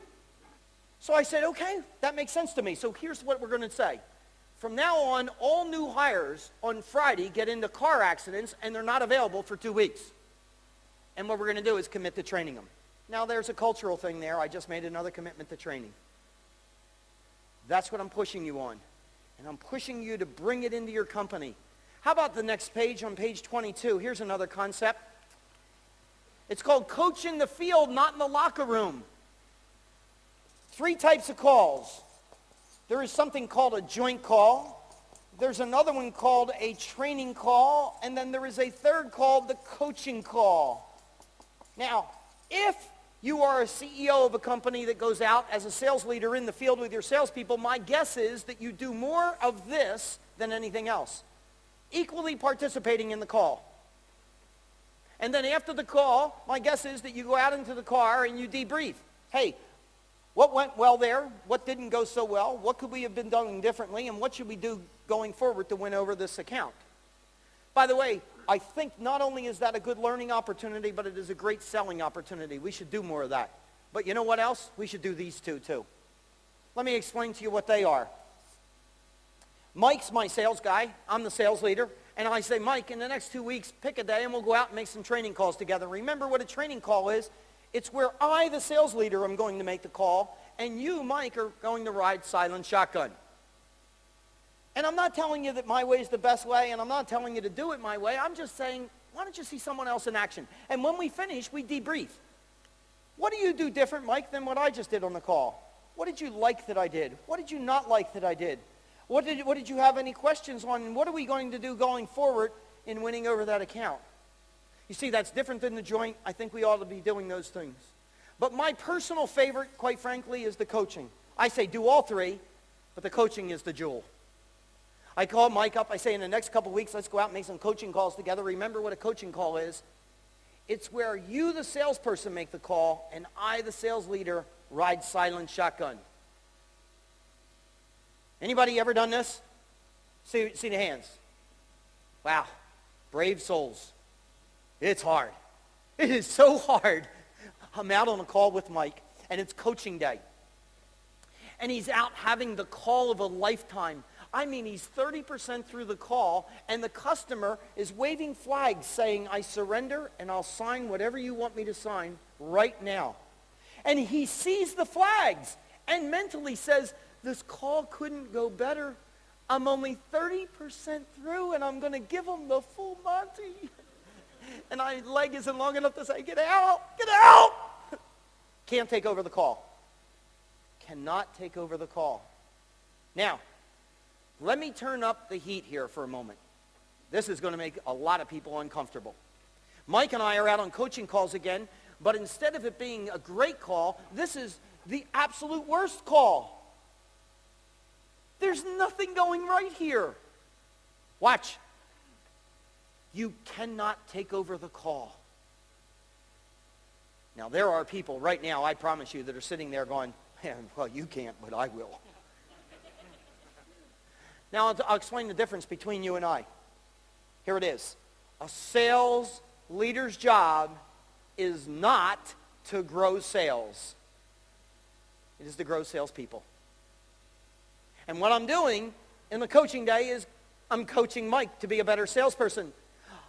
All right, I might lose that deal. By the way, I am an entrepreneur. I will go back later that afternoon and fall on the sword and apologize to that client. By the way, Mike won't be with me. Whatever I need to do, but I will not take over that call. And you know what? If you did and you saved the deal, and you saved the day and the deal, you would have made one transaction, but then when he goes out tomorrow, he can't do that. And you're not with him. And you're not with him the next day, and you're not with him the next day. And you weren't with him yesterday when he blew it in the same situation, so what's the big deal? Here's the special sauce on the coaching. No debrief at the end of a coaching call. Here's what I tell Mike. We're going to do coaching calls today, and don't ask me how you're doing at the end of each call. Save it up till the end of the day. We'll do 5 calls today. About 2, 3 o'clock, we'll debrief. If I debrief with Mike at the end of the first call, what's he doing the second? Changes. And then I debrief on the second. He's like a basket case on the third. I want to know, what's that guy like when I'm not there? So here's what I do. I take page number 23, and it's my coaching notes. And on the left-hand side of this form are the things that we teach that are important in sales. Was the call purpose defined? Here we go. Go out and ride shotgun with your salespeople. This is so much fun. And you get out of the car, and as you're walking up the drive or the pavement, just turn to your salesperson and say, what's the purpose of this call? Purpose? What do you mean purpose? Never make a call without a purpose. Never make a call without a purpose. So was the call purpose defined? How did he do with following up from the last time? How did he understand this person's social style? How did he do with listening? How did he do with meeting the objectives? How did he do with delivering ideas? How about building trust? And number 20, creating a next action step. Never, ever have a sales call end without creating a next action step. if you don't create a next action step at the end of a sales call, what happens is the next time you go in, you have to start all over again. But if you create a next action step, what happens is the next time you go in, you pick up where you last left off, and that is called momentum. So on coaching day, I'm reminded of these things that are good basic sales, and I'm making notes during the day. Call number 1, he did well. Number 2, he didn't do so well here. Number 3, I didn't like this. Number 4, I like this. Item number 14 has a colon next to it. It says primary suggestion for improvement, and there's a blank space right next to it. Let me tell you what goes in there. Notice the context. It does not say suggestions. It says suggestion. Mike, at the end of the day, 2 o'clock, we're going to debrief. I haven't talked to him about the 5 calls we've been on. And he says very naturally, so, Jack, how'd I do? How'd I do? How'd I do? How did you do? I'll tell you how you did, Mike. Do you hear that? Beep, beep, beep. That's the truck backing up. I'm about to dump all over you. By the way, that's not found to be very effective. And so if you can narrow it down to one thing and compliment him on some things that you saw, we might have a shot at changing behavior. Our job as sales leaders is not to break our salespeople. Our job is to make our salespeople. And this is part of that process. Well, on page 24 and 25, there are some key reminders of what good coaching is. But where I'd like you to go is on to page 26 now. And on page 26, there is something called recognition ideas. But if you look at the screen, I would recommend writing that down on your page. Recognition systems. Don't leave things to chance. What are your systems to ensure regular, ongoing recognition? Too many leaders are doing recognition when they're in a good mood that particular moment or that day. I submit to you that there are systems and processes that could be put into place to ensure regular, ongoing recognition. Item number 1 and 2 is so easy. How about sending a birthday card and a company anniversary card to each person in your company? I'm going to raise the bar for you here. Here we go. I had 2,600 salespeople in one organization. Every person, every year, got a birthday card from me, and they got an anniversary card from me. Now, let me tell you what my system was. The personnel department on the 15th of every month gave me all of the birthday cards and all of the company anniversary cards for the people coming up the next month. And the envelopes were all pre-addressed to go to their homes. So the only thing I had to do was sign my name, and if I knew the person, put something of an anecdotal nature in there. I had a system and a process to do that. But I went into my Chicago office on one occasion, and this woman came up to me, and she said, she grabbed a hold of my hand in a very dear fashion, and she said, Mr. Daly, I have worked in so many companies previously. Never has any president of a company sent a birthday card home to me, to my house. When that card came to my house, I ran around and showed my husband, my children, and I said, I told you how special this company is. Look at this. Our job is not to get our people's minds and bodies only to come to work. If you can win over their hearts, you have something that is very difficult to compete with. And winning over their hearts comes from caring about them and recognizing them. Handwritten notes, item number 3. The power of the people in this room is overwhelming to me. Every time I get in front of a tech group, I'm overwhelmed, quite frankly. The power that we have amassed in this room. Let me tell you how powerful it is. You just jotting down just a nice note on anything and giving it to somebody is a treasured piece. Wouldn't it behoove us to do more of that? But not just ad hoc and casually. How about a system to do it? Let me show you mine. 2,600 salespeople. My system was this. I want to send a handwritten note to at least 100 people every month saying thanks, you're doing a great job. I have my assistant, Gloria, who on the 10th and the 20th of the month puts a note on my desk that says, it's the 20th of the month and you've only done 22 notes of thanks. If you're going to hit your 100, you better get busy. A system to ensure regular ongoing recognition. I cheated. Let me tell you how I cheated. We had a report in the company we did once a month, and it lists every salesperson from 1 to 2,600 on it in ranking. There were 50 people to a page. The first page were my top 50 people. I'd run it through the copier 50 times, and on each page I'd circle somebody else's name, and then I would write on it, Jason, here you are on the top 50 of our salespeople this month.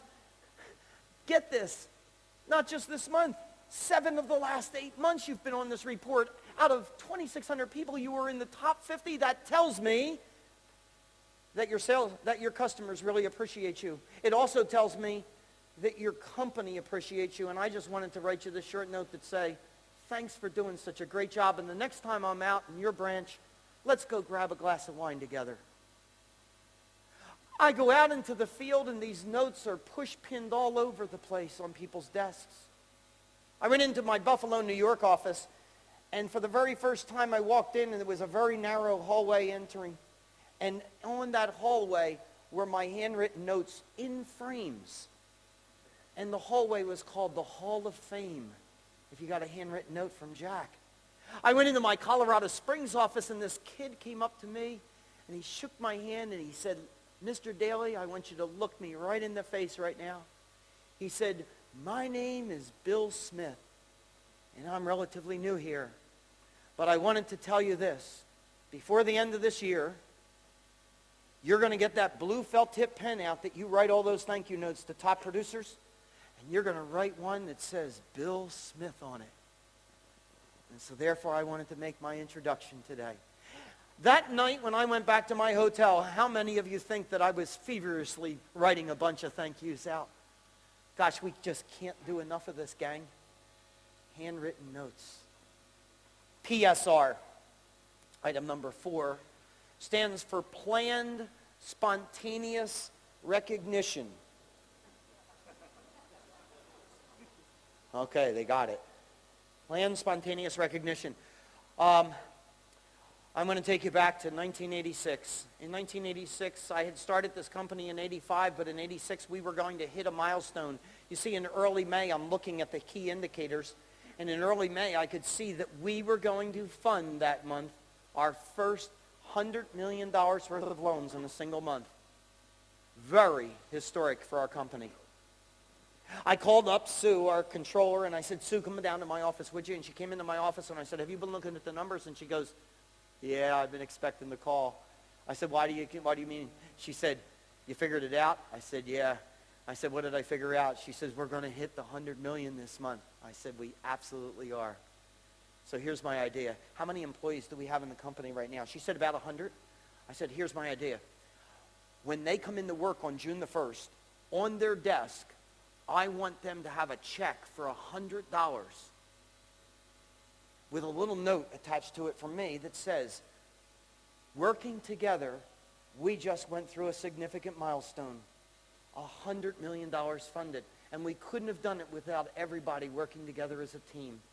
And this $100 is my small token of appreciation for your efforts in getting us there, Jack. It was about the 10th of the month when I sat down and asked Sue to do that. And about 10 days later, she came in with these checks for me to sign.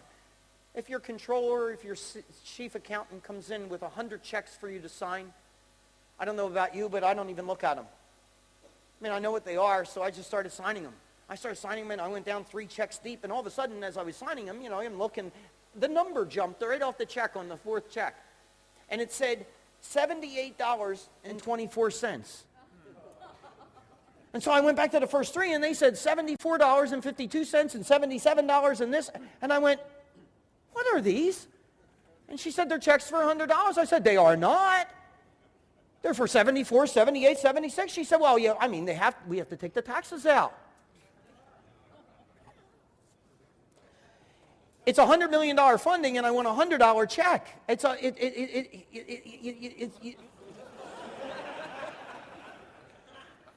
They'll need to be redone.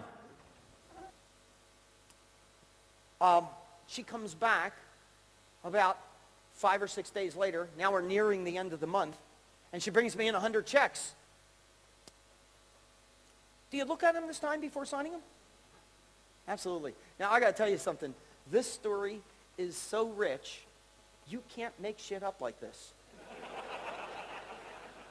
Okay? I look at the check, and it's for $23.47. And $25, and I'm like, and she goes, they're for the difference.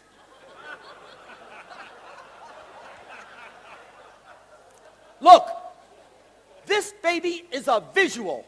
It is $100 million and $100. That's what I want them to see. They're going to be need to be redone. She said, I don't know whether I can get them done by the June the 1st date that you asked. I said, okay, then here's what we're going to do. I'm going to sit here today, and I'm going to do 100 personal checks, and I'm going to write them out to every single one of our employees. It'll take me a couple hours. And as I'm writing each one of these $100 checks, I'm going to be sitting here saying to myself, what is it that department, headed by you, of 4 people, is really capable of doing? And she said, I'll have them to you first thing in the morning. Anyone who would suggest that that was just spontaneous recognition and didn't require a lot of planning is missing the moment. But I'm going to tell you that the office buzz, the company energy went through the roof on June the 1st when they all came in with a surprise $100 check. What we need to do as leaders is think up things to surprise our people with and make them chat about it and make them energized. Oh, let me give you the warning. You know, the cigarettes with U.S., we get that Surgeon General warning on the side of the packet of cigarettes. Let me give you the warning on this one. I never thought out into the future. My milestones did not stop at 100 million. They were greater. And what happened is we got closer and closer to $200 million in a single funding month. Do you know what went around the rumor mill? Huh? We're going to get $200 checks. One of my direct reports came in and said, you can't believe the buzz that's going on in the company. Everybody believes they're going to get $200 checks. And I'm going, they are? And so I'm like, how many people do we have? And it was about 240. And I'm going, okay, I'm not going to be the buzz killer. So I sent $200 bonus checks when we went through the 200 million. And I put a note on them, and it said, gang, we just went through 200 million, a significant milestone in the company, and this $200 is a small appreciation for all of our efforts towards that. And I want you to know that we have bigger plans. I expect to go through 300 million, and I promise you, while it won't be a check for 300, something good will happen.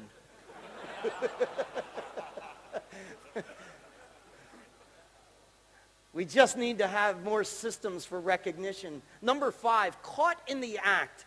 I went and inherited this really, really sick company. It's the 5th largest savings bank, S&L, savings and loan in the United States. It was $23 billion in size in 1990 during the S&L crisis in the States. It was very sick. And I was asked to see if I could turn it around. And when I went out into the branches, what I found is there were all these acts that were very meritorious of being recognized, but we would have never known them. And so I came back to the office and I said, all this stuff is going on and nobody's getting recognized for it. So let's do this. Let's come up with a program called Caught in the Act of Greatness. And any employee can give this to any other employee whenever they see something they think was cool. And there are no more rules than that. Do you know what? We ordered 5,000 of these, and in the first 60 days we had to reorder in excess of 30,000.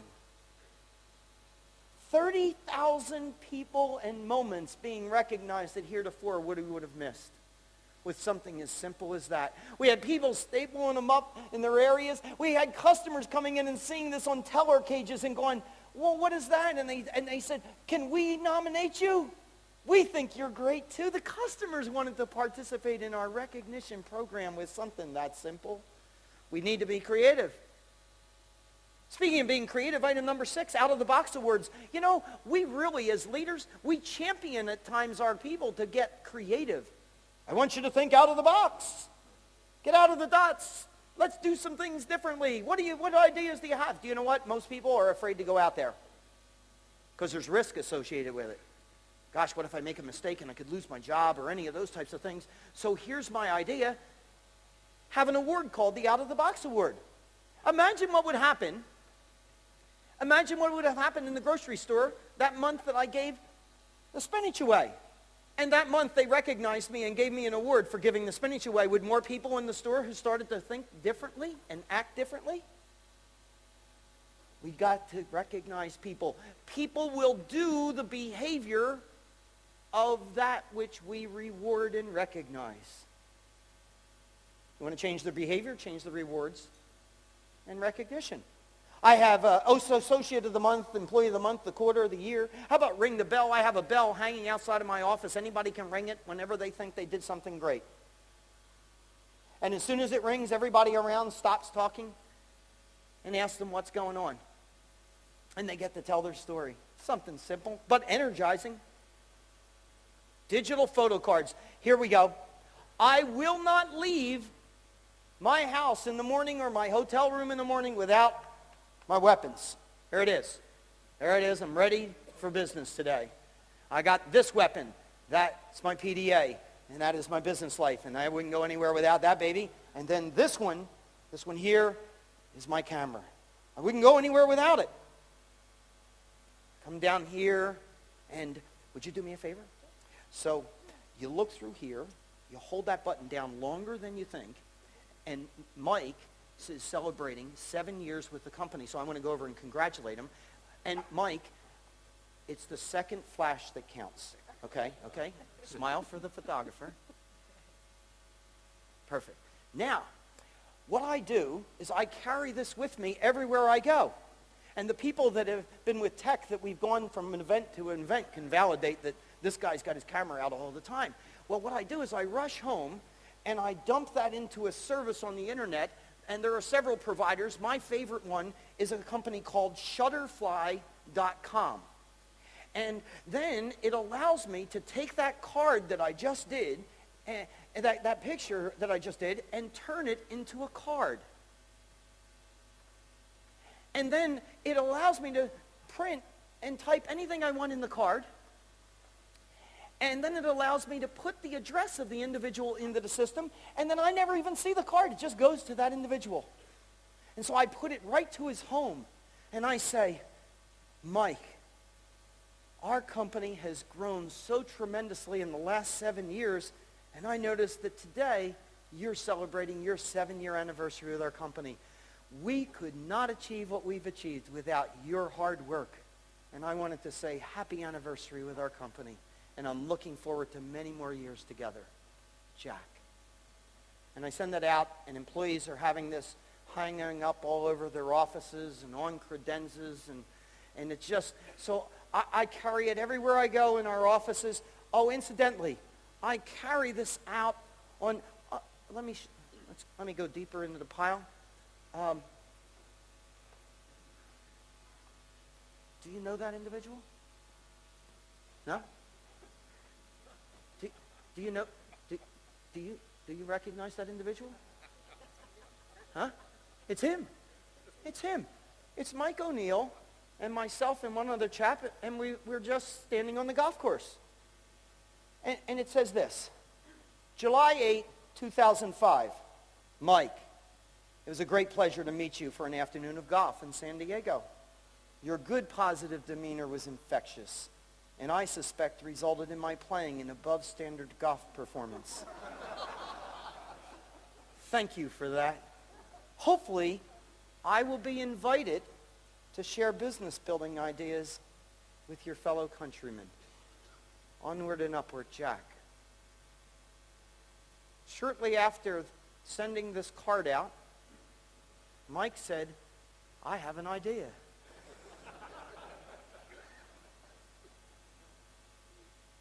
I won't make a sales call without carrying this with me.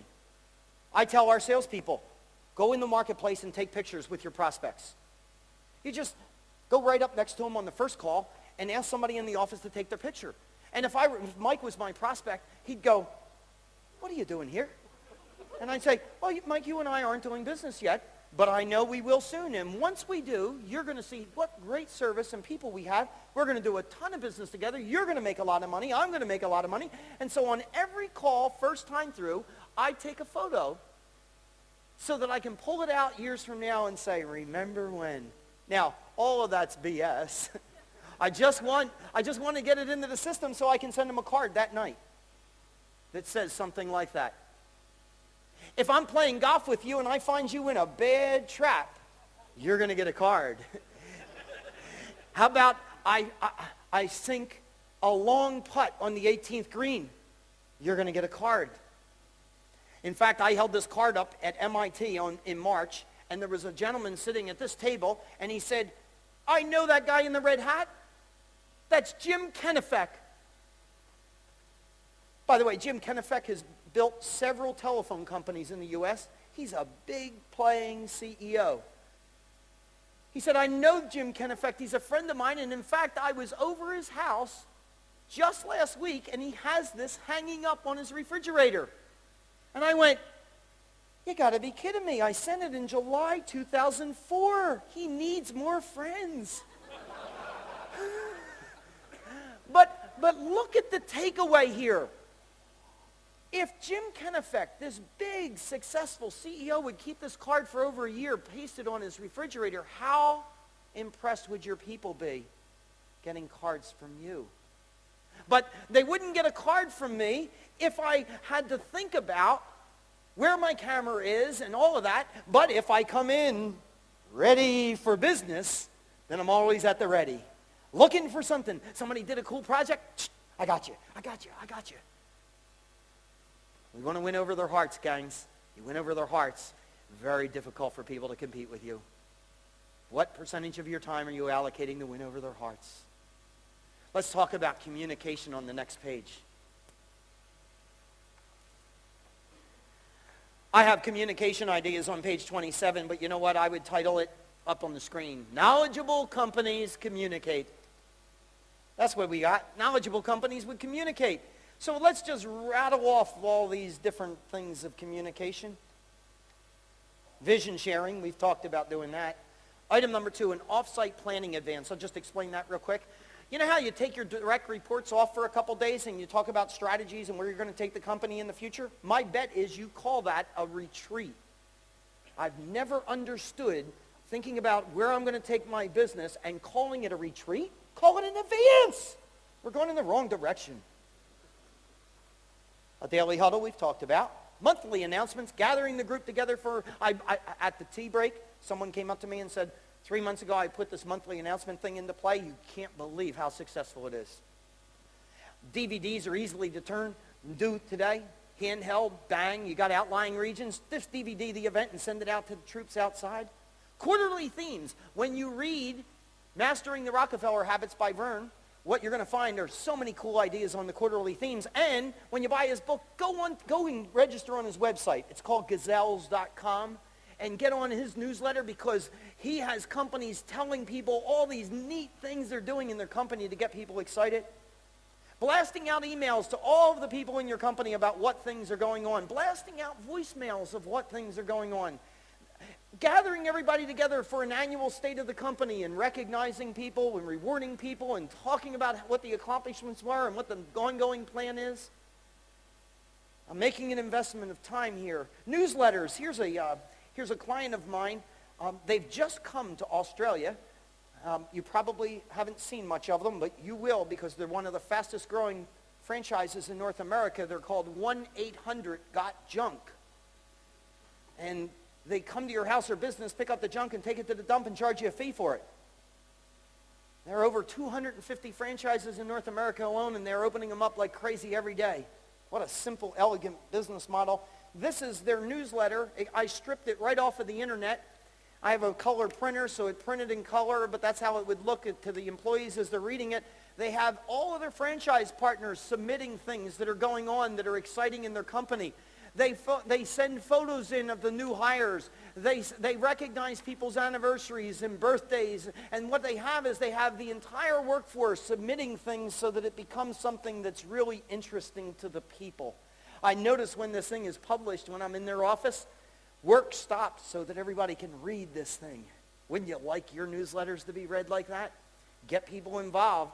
That's what we would suggest. Orientation number 11. Well, we've covered that, starting them with a party. But if you're going to take that nugget out of here and put it into play, as I've heard so many people have, we started in Auckland, New Zealand. I've actually heard from some people that have already implemented some of those things. I sent Mike some of the emails. That's the beauty of tech. We can take ideas out of here today and actually implement them today. But if you took the orientation, the party idea, I got to tell you something. Be aware. You throw a party for a new hire, and then you have another new hire, and you throw a party, and you know what happens? The people that have been there a while go, they treat the new people way better than they treat us. So if they're going to say that, then guess what? Gather them all together and say, from now on, we're going to have a party for new hires. I brought sandwiches in today to have one collective party that says, I missed you, and we're done. Progress reviews. Performance reviews look in the past. I don't think that's as healthy as looking in the future. That's what a progress review does. What I want to do is sit down with every employee every 90 days and say, what are we going to do in the next 90 days? Another way of communicating. Associate surveys. Now, I brought a copy of my response back to my employees on a survey that we asked them to fill out.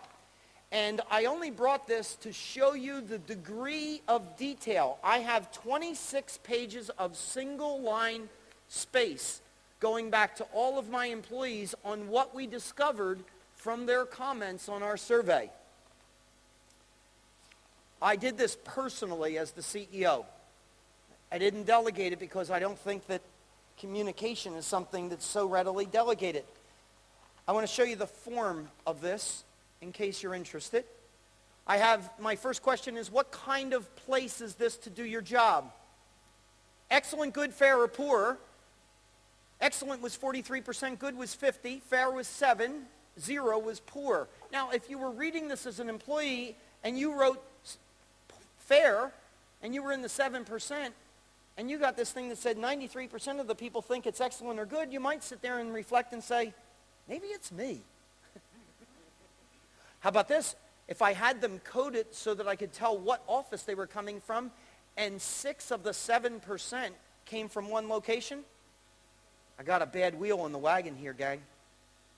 And so then I put the employee comments that I heard from a lot of folks, just a sampling, and then I put my comments on the results and what I was going to do about it so that they could see I was going to do something with their comments. But I want to tell you something. I'll give you one more question here. It is the absolute, if I could only ask my employees one question, this is the question that I would ask them. This is worth writing down, gang. Here we go. If you were to describe our company in terms of a person, who and what would that be like? If you were to describe our company in terms of a person, who and what would that be like? Here's the sample. A combination of the little engine that could and a one-arm paper hanger. Our company would be most like Ronald Reagan. Build up the defenses and cut back on spending. John Wayne, strong yet gentle, solid yet flexible, good-looking through and through. Franklin Roosevelt was well-liked and did a lot for the people. A winner, because he would rather be admired than liked, although he would prefer both. Young, innovative, and energetic. Mother, because they're always there when you need them. How are we doing right now? Are you getting a flavor for the culture of this company? If you ask your people, they will tell you.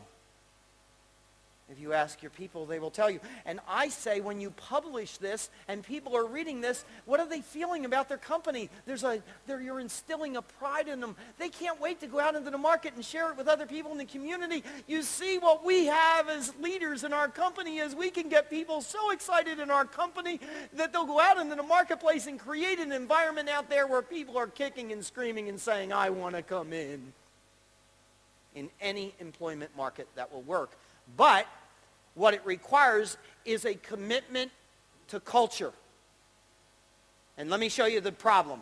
Page 26 and 27 fail on one regard.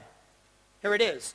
People and companies tend to underperform to their capabilities because we get caught rushing to the urgent at the expense of the important. There is nothing on those 2 pages that meets urgency, therefore it tends to not get done. And that is our opportunity. Page 28 summarizes the last 2 pages. People will not care how much we know until they know how much we care. I think our job is to be a cheerleader. I really do. I want to show you two just different ideas on page 29. We'll just do that real quick. Doing homework has never been so rewarding. Here's what we're going to suggest. Go out and visit 1 or 2 of your competitors every month. Just go see what they're doing. Now, you might say, well, why would anybody let you in? All right, well, here's what we do. I'm going to encourage you to get very involved in your trade associations in your industry. I want you to become a speaker on the platform in your trade groups. I want you to write articles in the papers in your trade industry and in the magazines in your industry. I want you to become very visible. And when you go to conventions and conferences, get as many business cards as you can. Remember, if you haven't given me a business card before I leave. And so, get as many business cards as you can. And then whenever you're going to be out in a certain location, you go through your database and see if anyone that you just met is in there, and you call them up and say, hey, I'm scheduled to be in your city, and we met at the conference. And by the way, they're taking your call because you're highly visible in the industry and you're perceived as being a superstar. And so I'm in your town anyway, and I thought I could come by and maybe spend an hour and we could pick each other's brains. Well, gosh, why would I want to do that? Well, because I think you're building a successful company, and I have had a history of building successful companies, and I'm sure if the 2 of us got in a room, we'd walk out, and we both would walk out with winning ideas. And if I still get resistance, I say, you know what? I sense that you're not comfortable doing that, so why don't we do this? Why don't you come visit me? And we'll give you the tour of the house and tell you everything that we're doing. If you're going to be in the city, why don't you just drop by? Okay, cool. There we go. So, you know what? You got to sell a little bit. All right, so here's what we do. We show up, and I'm going on the tour. I'll give you one example. I go on this tour, and the guy, the CEO of this company, his name was Mark. And he had this building, and I was walking through his facility, and there was a door there, and it had a company's name that was different than his. And I said, Mark, are you subletting space? He said, oh, no. That's another company of ours. I had to put it under a different name for regulatory reasons. I said, really? What do they do? He said, well, I built it as a customer service enhancement because that group in there, they pay off the debts on the credit cards of people on the loan proceeds that we provide them in our core business. And I thought if we paid the debts off for them, it would be an enhanced service. I said, that sounds pretty cool. Do you mind if I look inside? I opened up the door. I expected a lot of people. There were 3 people in there. Doesn't look very complex. I closed the door, and I saw him laugh, and he says, you know what? I haven't thought about that room as a customer service room in well over a year. He said, the way I think of it is, it's like a money machine. He said, get this, those 3 people in there, I make $50,000 a month on them. His business was half the size of mine, which meant that I could make $100,000. I came back to the office so excited. That was my nugget.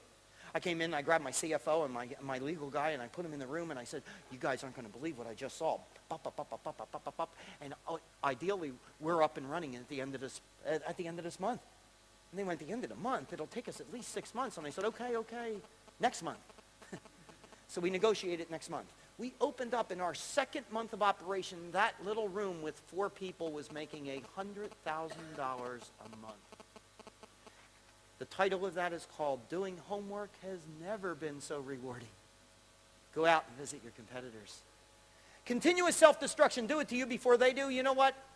Here's a hero of mine. A business hero by far, Steve Jobs. What a remarkable, talented human being. Incidentally, if you haven't read his commencement address last year, go to Google and go find that. That is priceless.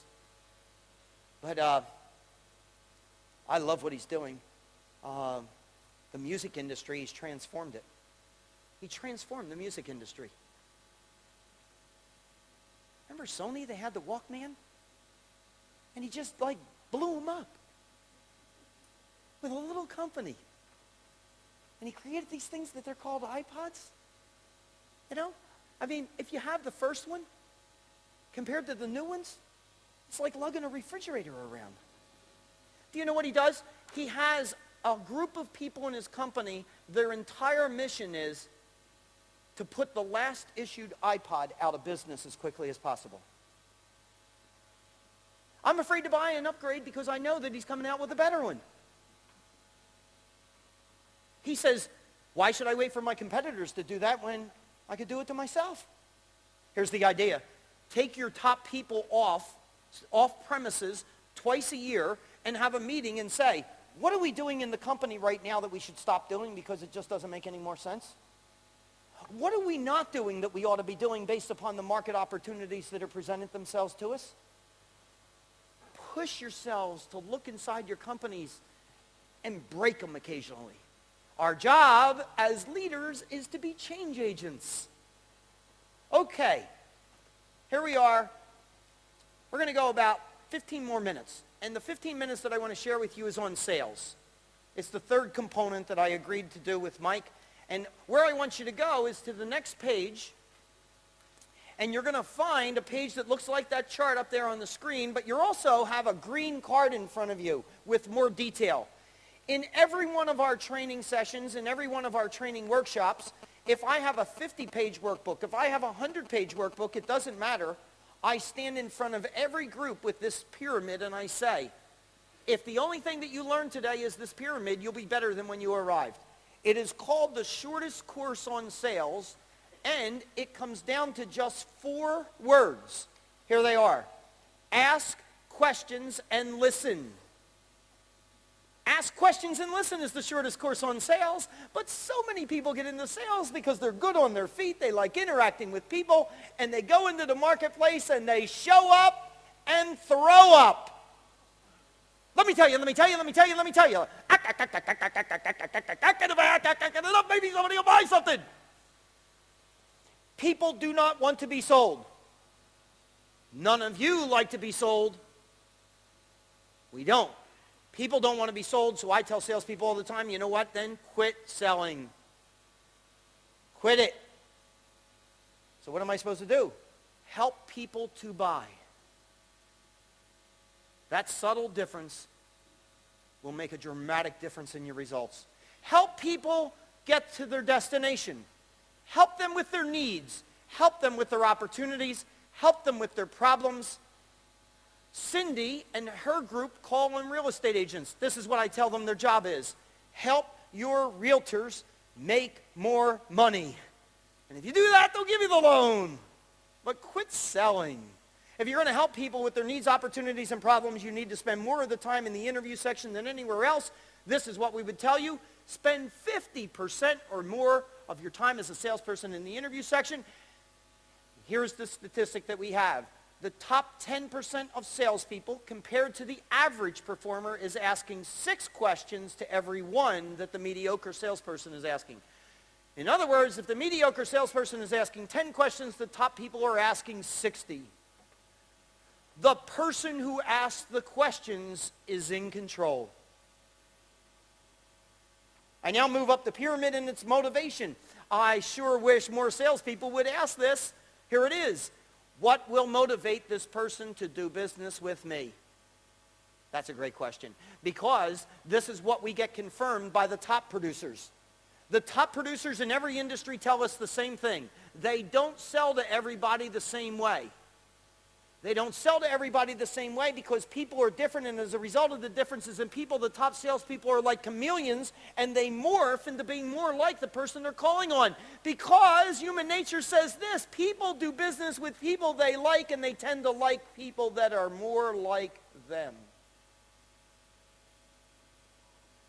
What will motivate this person to do business with me? I summarize the HVNs, which is the highest value needs, and now I'm prepared to deliver a solution. And all too often, this is what it sounds like out there. Here is what we can do for you. Do you know that most customers don't care what you can do for them? They don't care what you can do for them.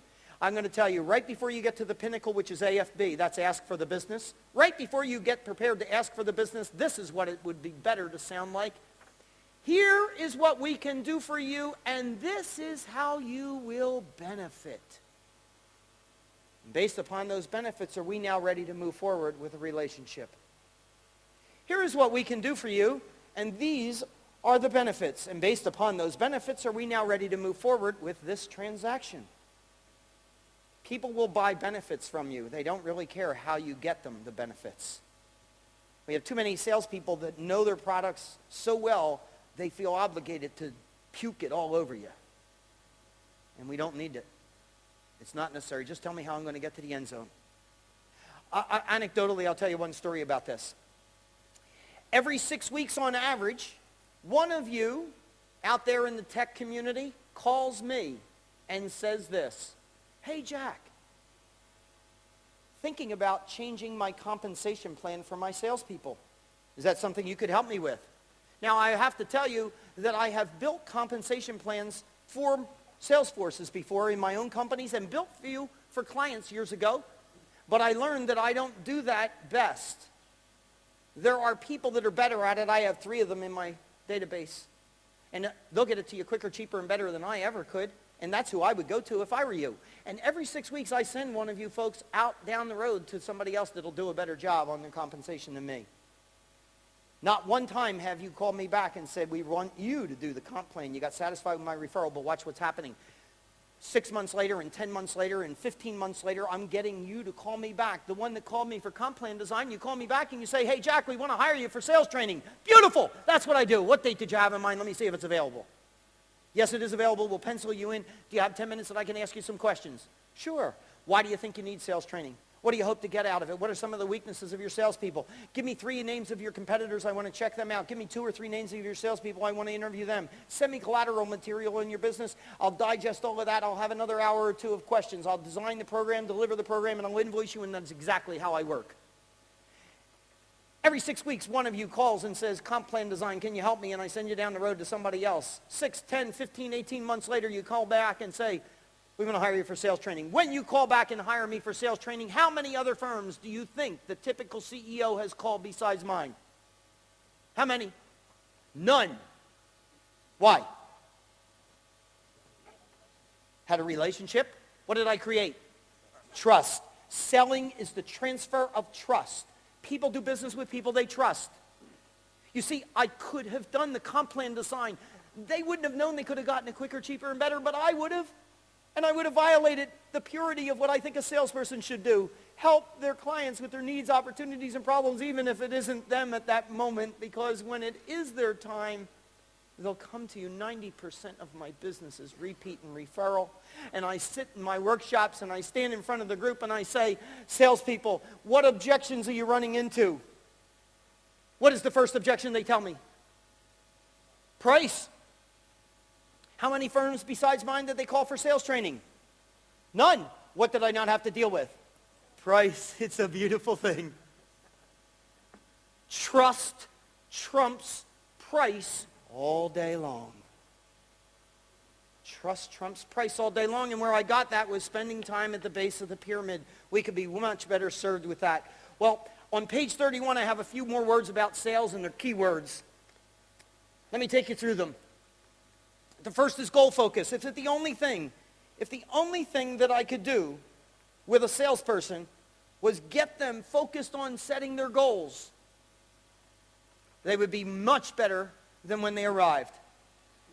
Let me give you the 4-part program to goal setting for salespeople. There are 4 parts to it. Taking notes is important here. Here are the 4 parts. Number 1, they need their goals in writing. Number 2, they need a plan to achieve the goals.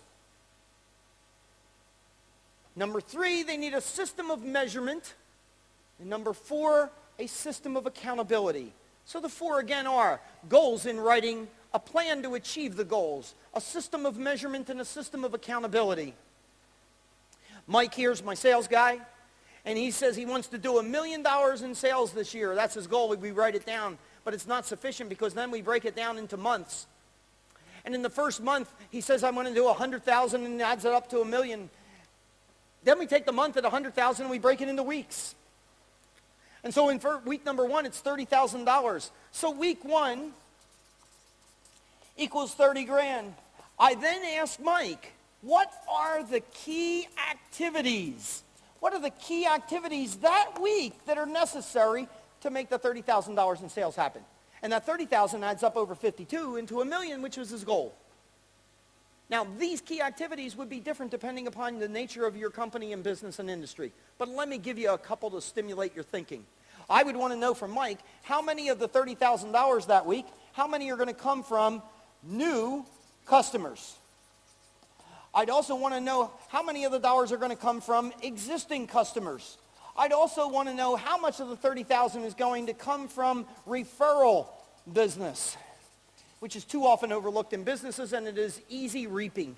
I'd want to know the number of outbound calls that are going to be made by him that week, and I'd write that down, and then I'd want to know the number of inbound calls that are going to be necessary that week to make that $30,000. I'd want to know the number of face-to-face appointments that he was going to have that week, and I'd also want to know the number of networking events that he was going to be involved in that week to make that $30,000. I'd want to know the number of presentations that he was going to do that week. I'd also want to know the number of trade shows that he was going to participate in, and I'd also want to know the number of marketing initiatives, and I could go on, and then at the end of each week, I would want Mike to come into my office and tell me what he actually did against each one of those. And I tell you, ladies and gentlemen, that in every conference that I speak in, when I go through this, afterwards the top salespeople in the house come up to me and say, that's the secret to their success.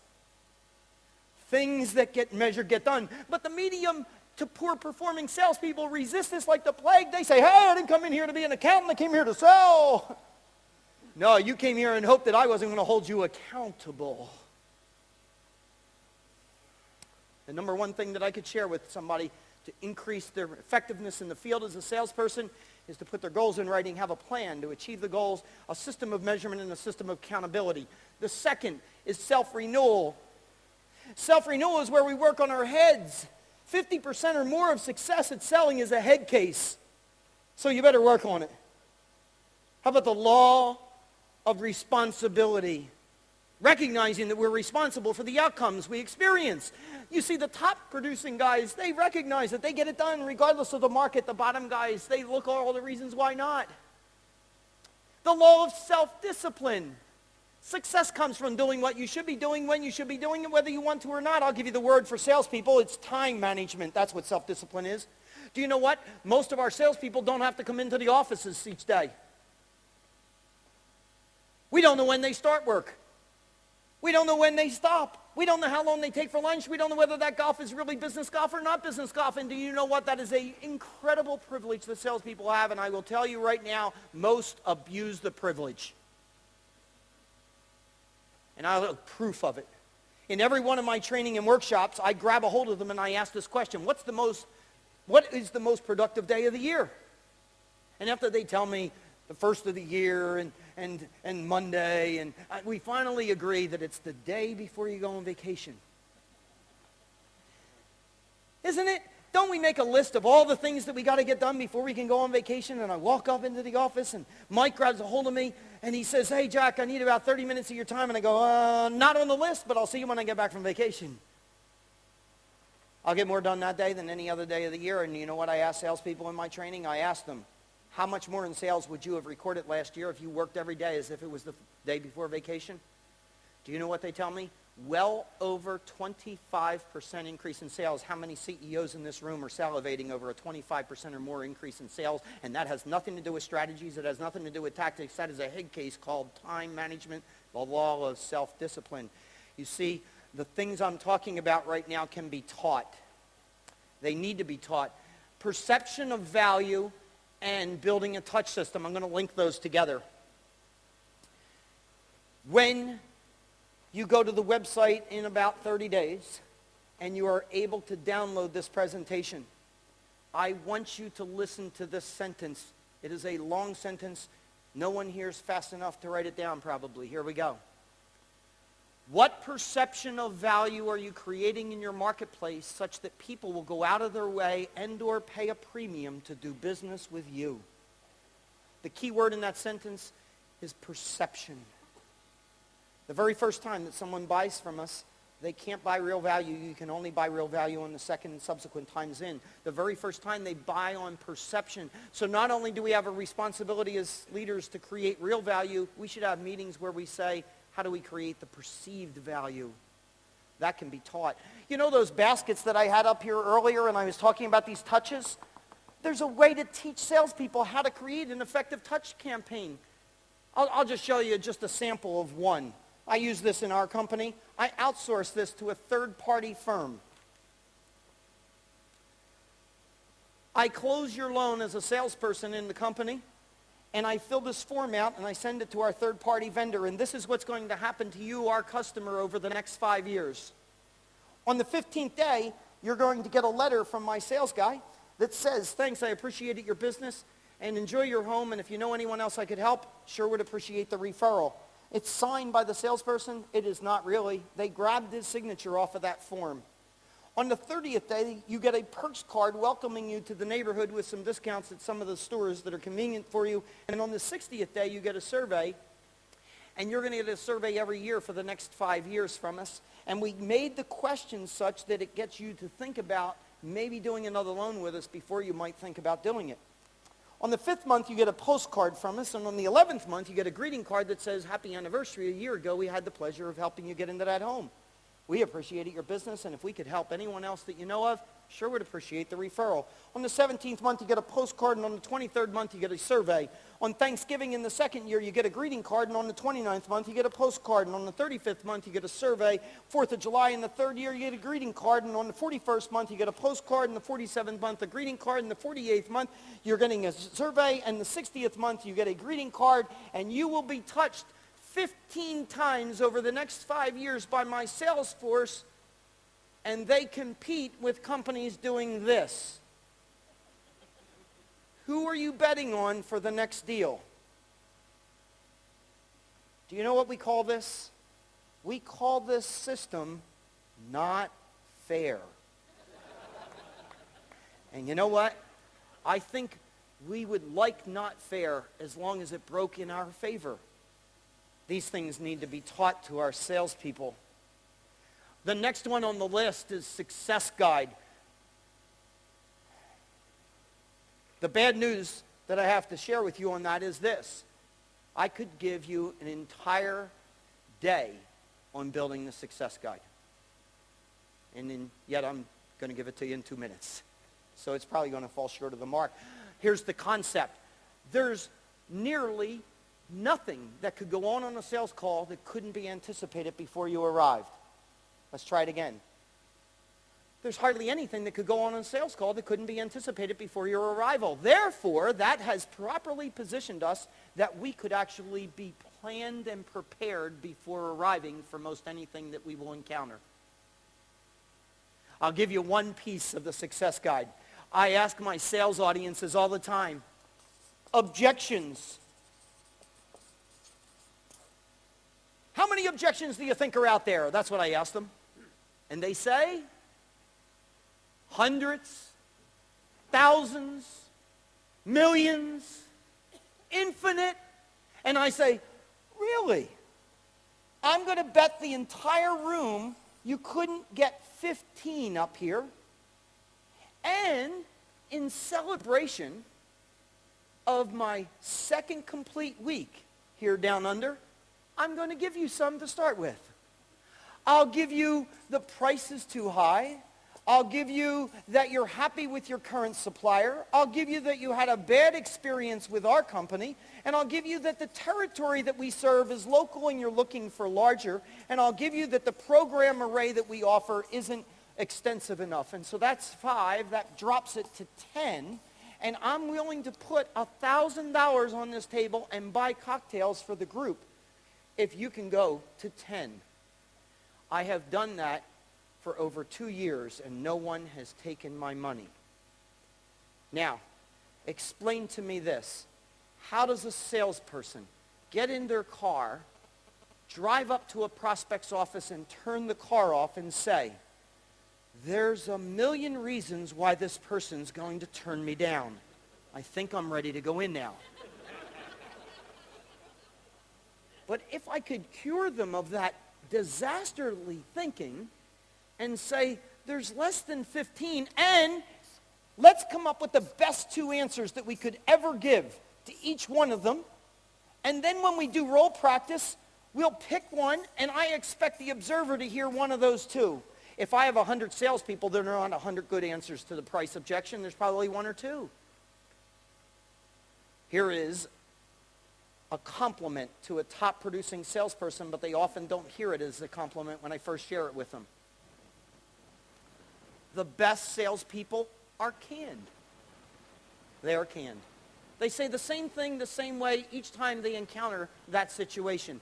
The beauty of them is they don't sound canned. They sound as if it's the very first time. We have to help them with the can. That's the success guide. Well, on the next bullet point is recognition systems, and there are things that we could do in recognizing people, and then there are ways that we could figure out the differences in people. There are ways that we could figure out the differences in people and then adjust our style accordingly. In fact, we came up with a methodology that we take and teach salespeople over a 40-minute exercise on how to figure out a person's style, even over the phone without meeting them, in less than 2 minutes. And then what we say is, once you've got their style, put it in your database right next to their name, and before you get out of the car or on the phone with another call, look at what their style is and adjust and be more reverential of their style. All of that, the big 7 there is our opportunity with salespeople. That's our opportunity that Dan was talking about last year. You see, Dan said we have 3 roles, and one of them is to be that sales leader. And so what we did today was try to give you as many ideas as we could in a limited amount of time on how to be that sales leader. There are some recommended readings in your handout, and that is on page 32, and I've mentioned them along the way.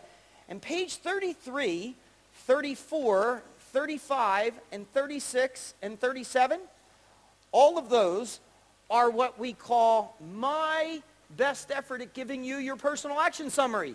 So let me take you to the very back of the binder, and there are your personal action summary forms. When I got into TEC in 1986 through 1991, I got the way better end of the deal. My 1 day a month and my fees were so insignificant compared to the value I got out of TEC that I said, I have to pay them back some way because I feel like I'm in arrears. And so I said, you know what? The only way that I can figure out to give back to TEC is to give back as a speaker. And I'm going to go around the world and share what's worked for me and my businesses. And that's what I've been doing here this morning. I'm working off my debt service. But it won't work in this room. I need you guys. I need each one of you to help work my debt service off. Here's what I need. I need each person in this room to come up with 2 or 3 things on your personal action summary that you're going to do as a result of investing the time that you have with us this morning. And if we could have each person in this room take 2 or 3 things and implement them in their business, wow, we've had an impactful day. The TEC experience came back in a very big way for you all. I will be circulating around during the lunch hour. If you have a business card that you want to give me that you haven't given me because you want into the database and get that newsletter, that's great. If you want to just drop it up onto the table here at some point, that would be great. I've led an unbelievably rich life, and I don't mean in financial terms. Now, I get to spend a third of my year doing what I've done with you this morning, and there's not an audience that I could ask for that would be better than an audience of TEC members. Thank you for listening to me. Thank you.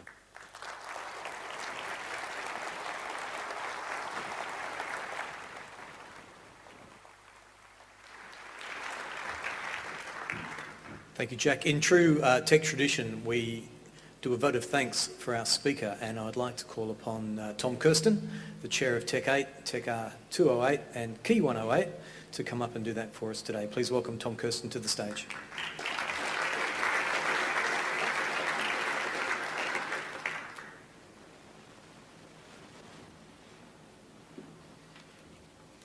Jack, where have you been all my life?